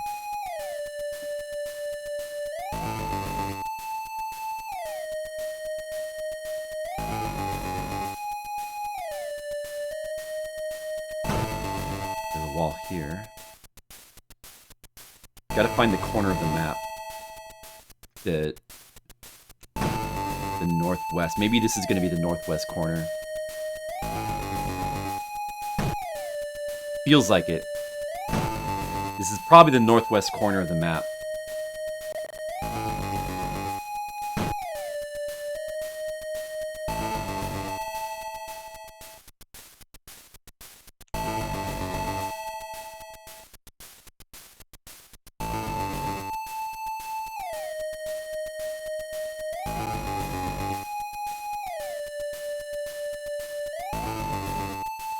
That's all open space there. Oh, I thought maybe there'd be a room here. Now I'll be able to see for sure. Just the corner. That's good. Yeah, you should, Red Mage. Is definitely when you go to a place like Japan, you gotta bring an empty extra suitcase. I always leave a little bit of room when I go to the Philippines for that reason. Alright, this seems to be the corner here. I'm gonna move my map. So we're in whatever this is, some dude's challenge area. I don't know what this is, but I think it's like here. I'm gonna start transcribing the map.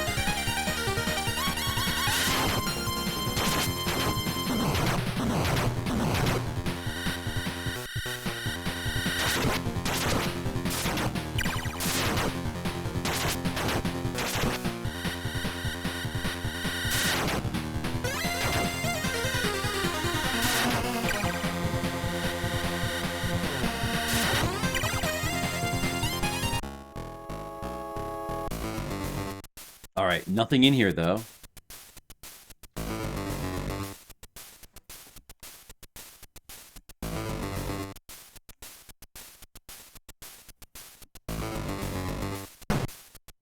It's a wall here, huh?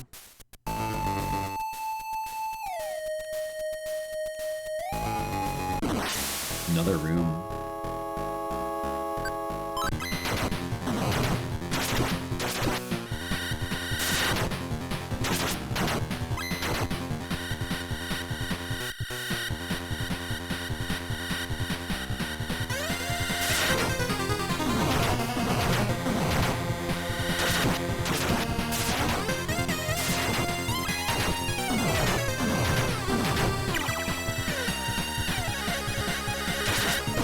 Alright, it's not a huge map.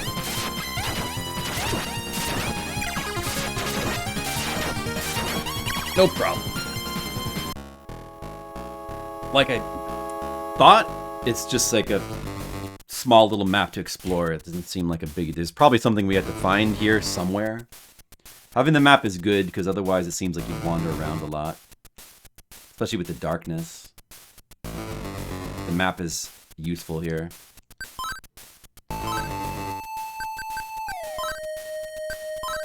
Gotta be careful not to lose my place of where I am, though.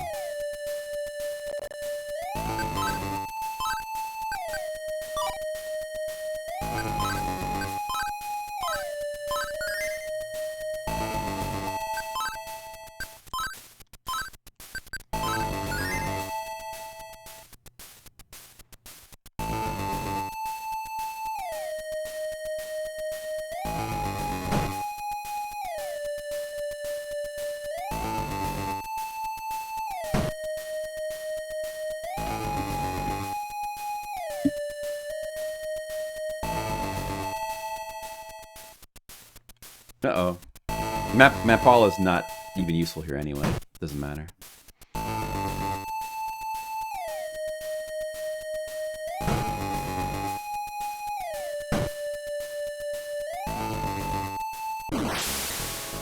There's a room here.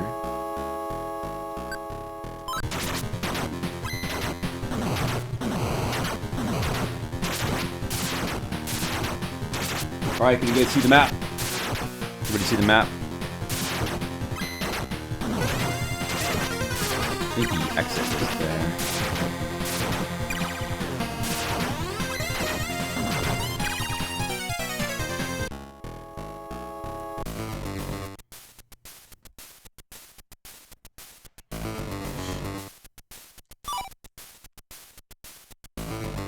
None in here.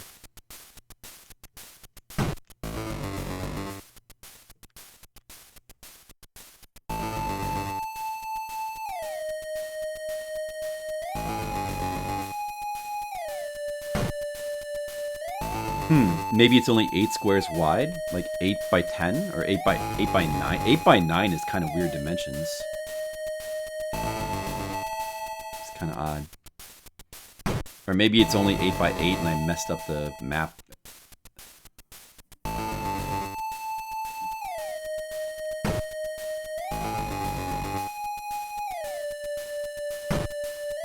hope not.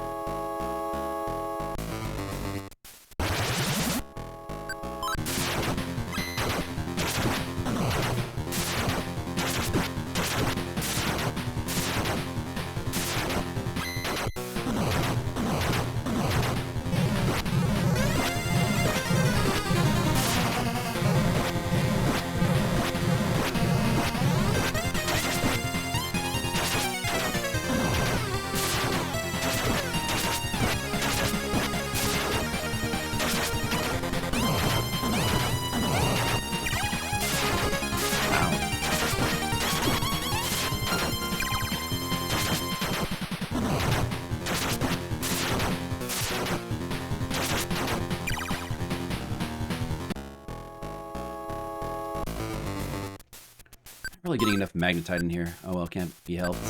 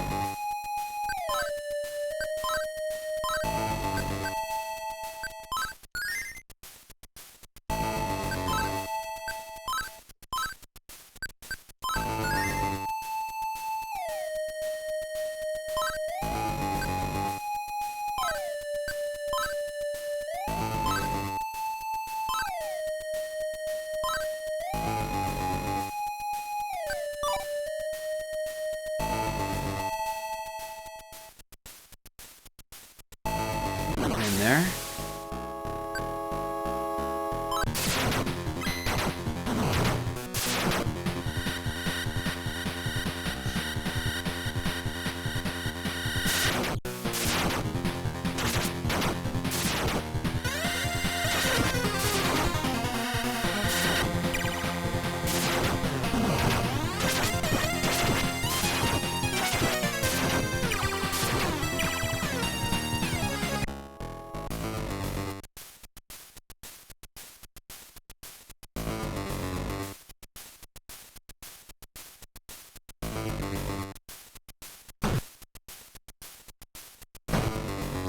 Uh-oh.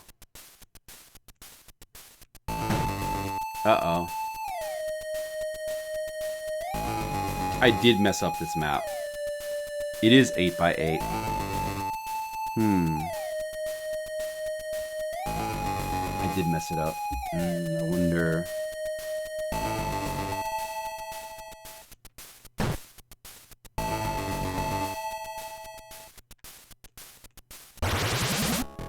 Now I'm a little unsure where I am. This was probably like, let's see. That means this had to have been like this. It can be easy to mess it up when you can't see the mini-map. But this was probably like this. It makes sense, because like, why would it be 8 by 9?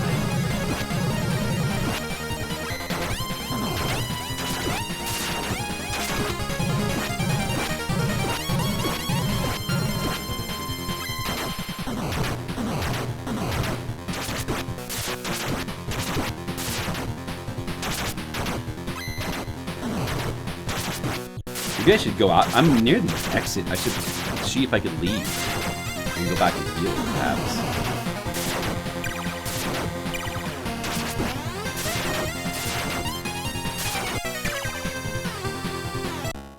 If it even lets you leave.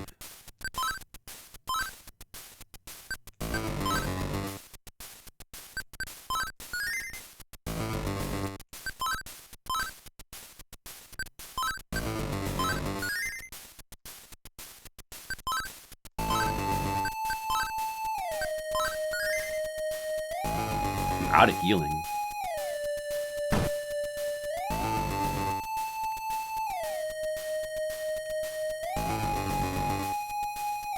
What the hell? Where am I?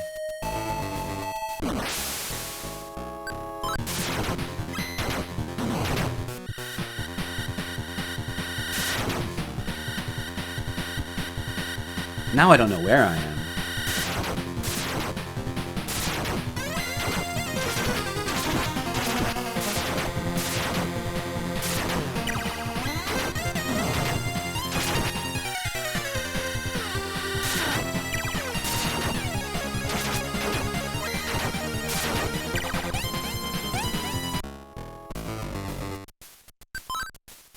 I can't cast the map spell!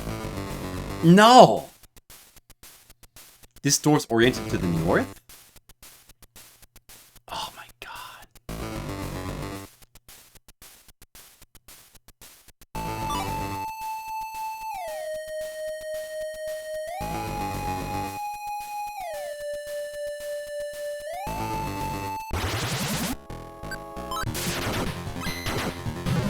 Probably like here. Something like that.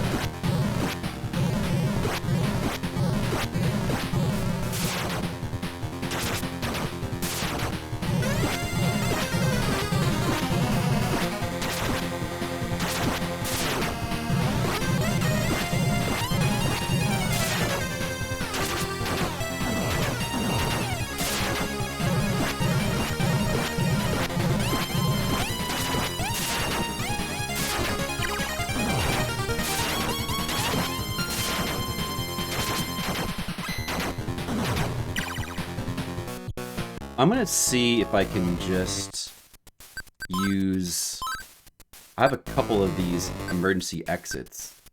I could use this seance drug. I got tons of those. Maybe I'll do that. That's supposed to, like, stop random battles. You know what? Let's just use one of those.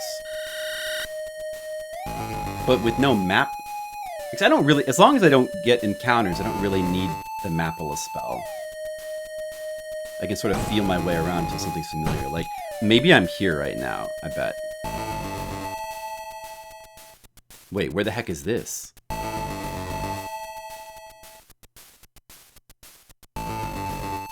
Oh. Wait, what?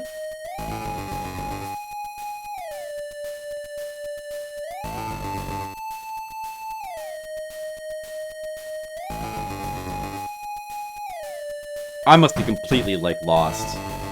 Alright, let me get to some place where I know what's going on. I must be here now. Is there a wall there?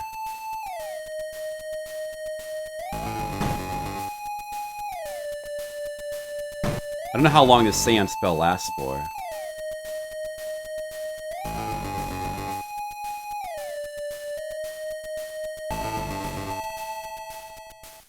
Okay, so there's a room there. Let's see.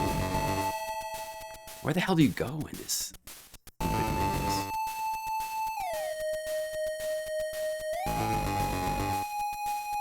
This should be the beginning. Yep. Okay, now I know. So then we have no encounters now. Let's just keep exploring.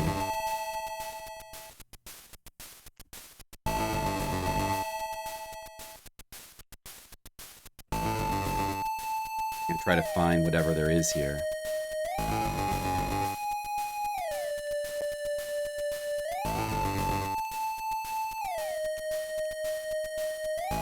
Another nothing room. What the hell? I've explored almost this whole thing now. There's like just nothing in here.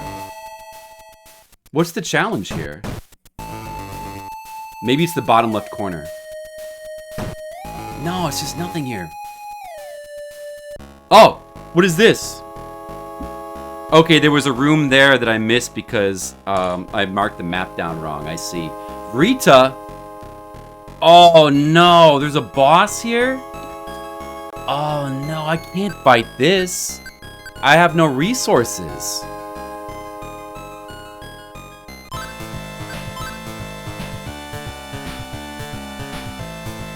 Well, I can try, I guess.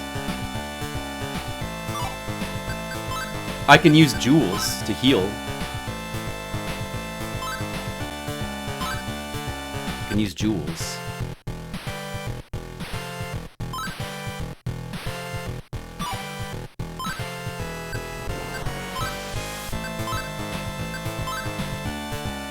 I can still Rakunda and Tarakaja.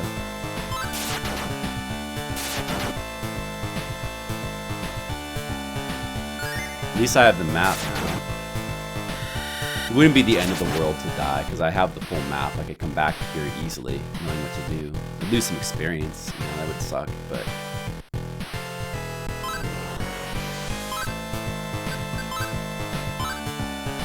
Alright, great time to use a jewel on Flipmaster. When he's like at 11 hit points, he's going to get a maximum full heal.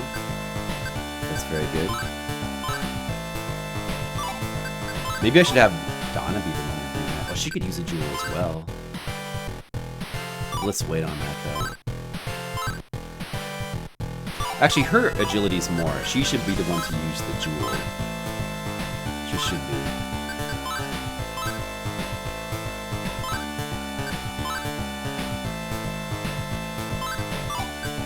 And then keep using Rakunda and Karakaja.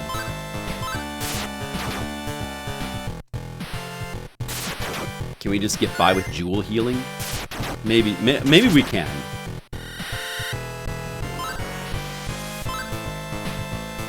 Maybe we can do that.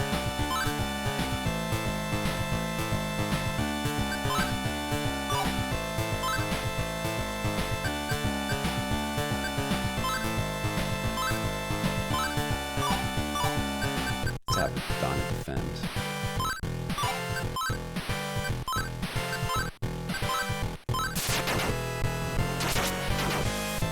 We might be okay. Uh-oh, flames! Oh!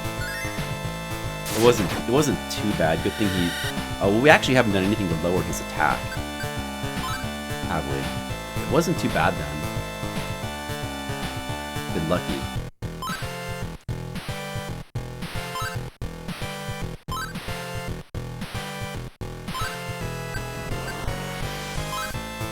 Maybe she better jewel herself now. We could just have her defend. If the demons, if some of these demons die, it's like not really a big deal. I think this will be the shit. Yeah, just have her keep defending, so we can hopefully conserve some resources. This should be the 4th Rakunda and the 4th Harukaja. Oh, we're gonna get it. Devastating strike, 100 damage to Cerberus. He's got the health to withstand it though. All right, we beat him. That's right, classic strats, Red Mages. It still works even in Megami Tensei II. I don't really remember to what extent buffs and debuffs worked in Megami Tensei 1. That I don't remember at all. I'd have to go back. I feel like it was not to this extent. Was there even... I feel like there was, but it was like more basic somehow in Megami Tensei 1.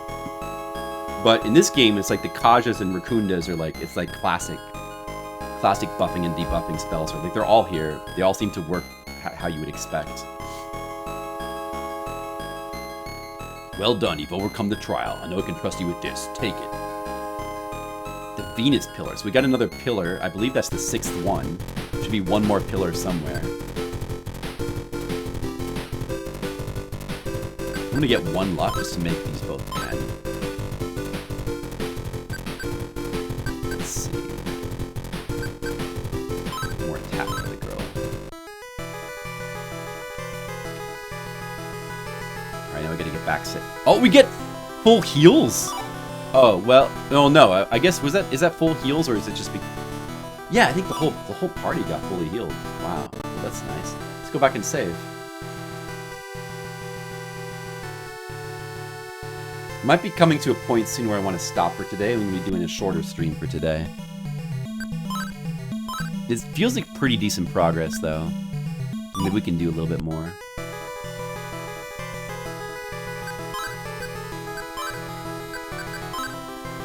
So we're only missing one pillar.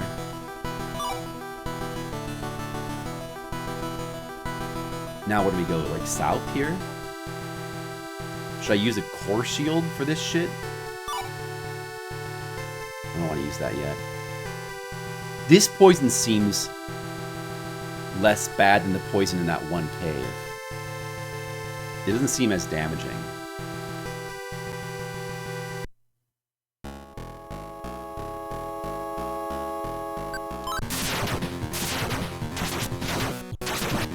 Yep, that's a cool thing about the Megami Tensei games, Mr. Leo, is that the buffs and debuffs are like hugely important in most of them. They make a really big, important difference. Shin Megami Tensei 5, didn't that have like some sort of new thing? Like it had an item that gave you increased elemental damage or no, increased elemental defense. There was like a barrier item that was like a new thing, or like a new type of buff. That was like very important, I think. Alright, let's try to go down here.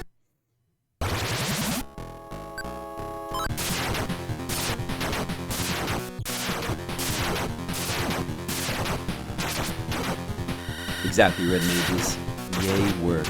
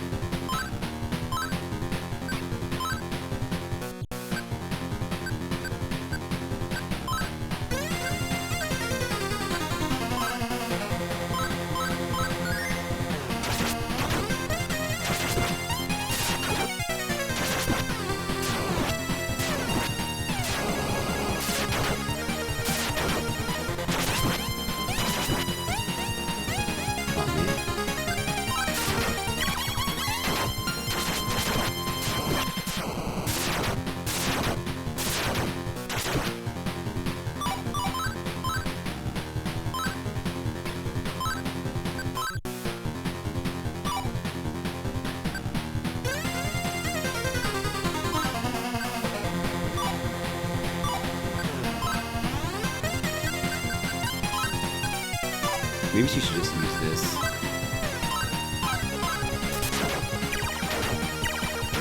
That's a better idea.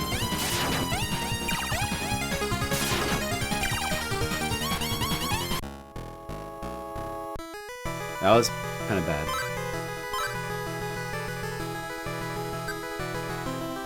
Oh, it's Rusalka? Oh shit, snap.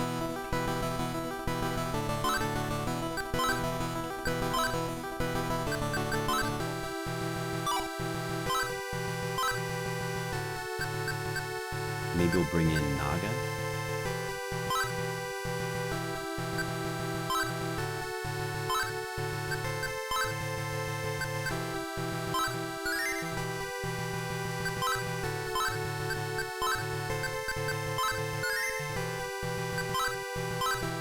It's kind of dangerous down here with all these poison. But maybe there'll be a new town down here.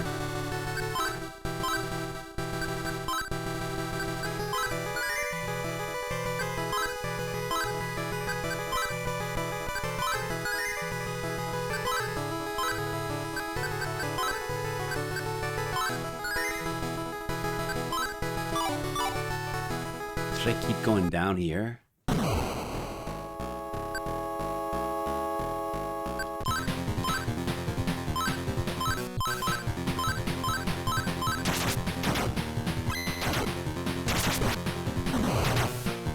Check how much these guns are doing.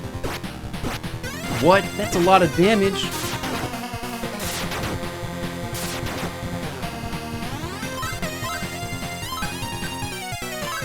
about the swords. We're supposed to.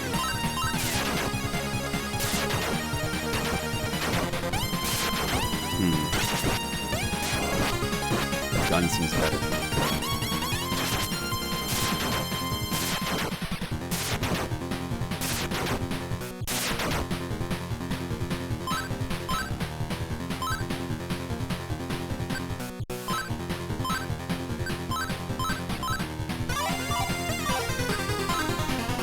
So much damage.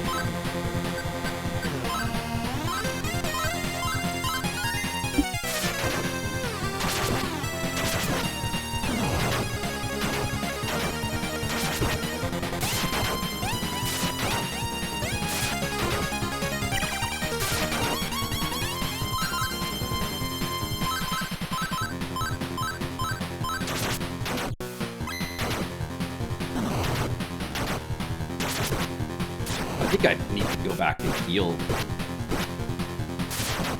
I can't take this anymore.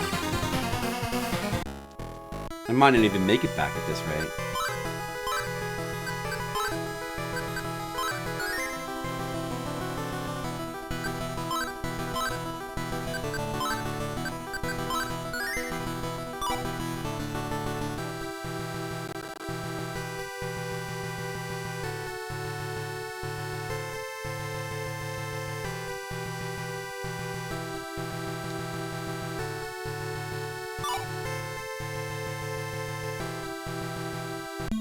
Okay, we made it back. Got lucky, no encounters there.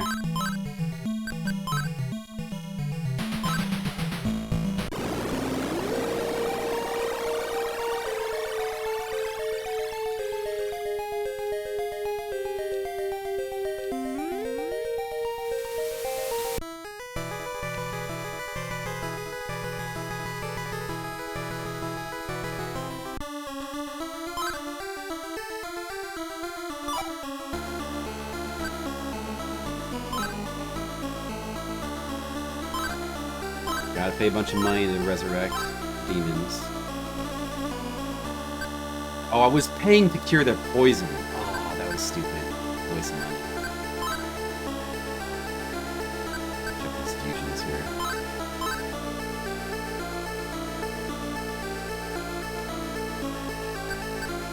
I don't think there was anything I wanted to do yet. I mean, at this point, some of these I definitely don't need anymore. I could get it. That's cool. He's only 23. These guys are too low level. I need 30s. I need demons in the 30s now. Eligor is definitely like way too low level now. We should just get rid of him. Even if he is the only one with hard Kaja.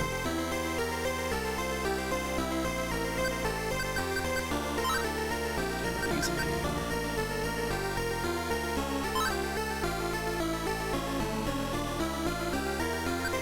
Maybe I should just trash him.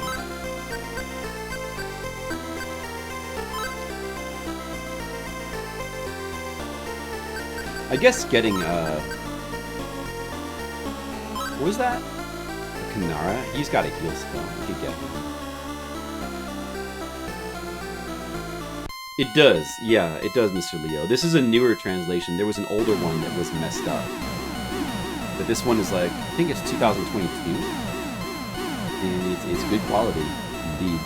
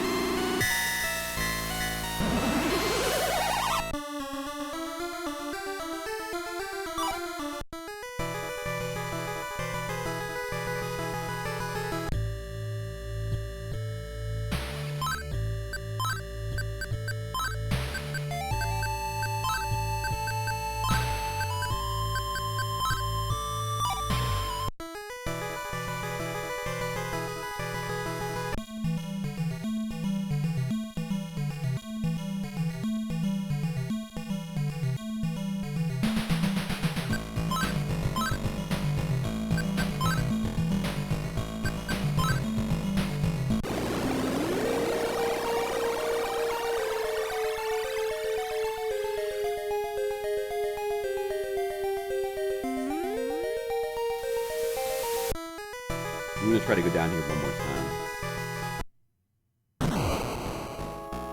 Manticore.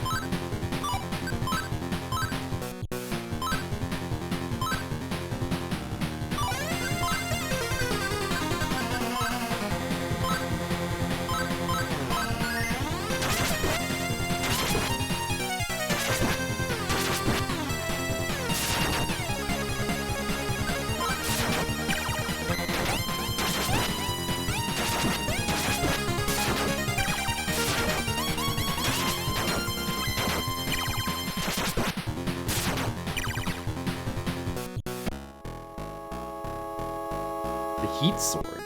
Ooh. I got a heat sword.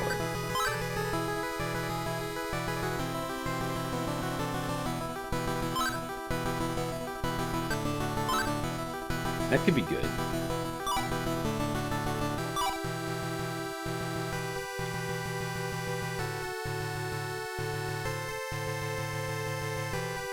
Oh, I gotta kill this numbness.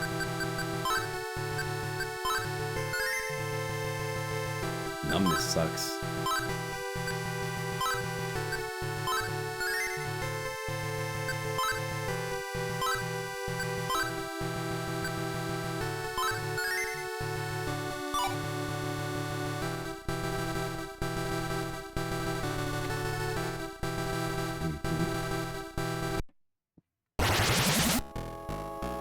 Salios.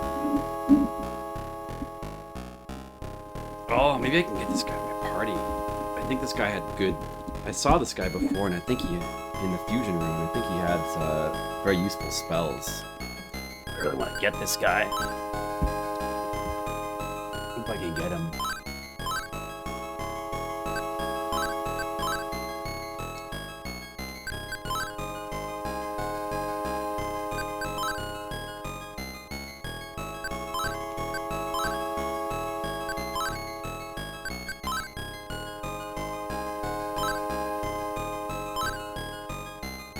Got him. Okay, good. Look at that. Look at that. We got a Salios. Level 28. He's got Raku, Kaja, and Tarunda. Now I especially don't need that Elidor anymore. That's very useful. And we don't really need Gap anymore either because he also had Tarunda.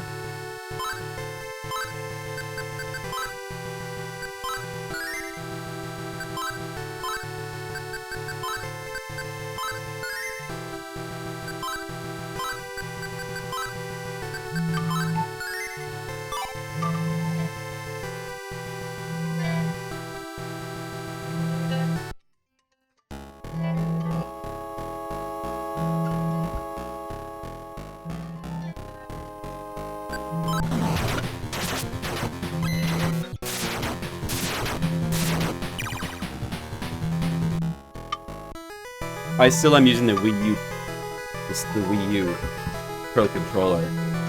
Just to overall, it's just like a really good controller. The D-pad is one of the reasons. It's a very good D-pad.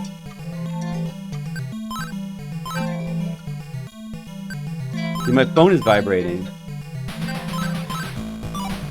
I think I'm gonna go ahead and just stop for now.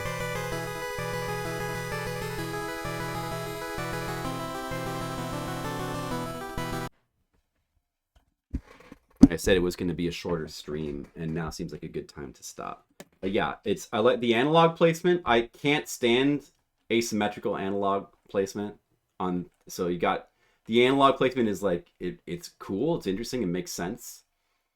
It's got good buttons, and it's just like I don't know. It's good. It's the best modern controller by far that I've used. I like it way better than the Switch Pro.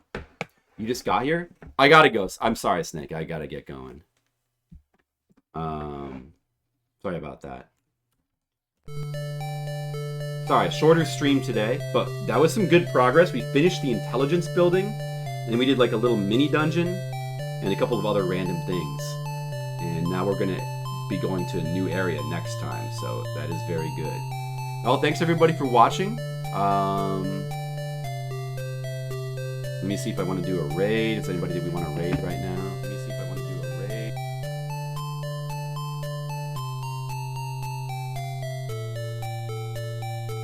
We're just gonna raid Midnight Sumo.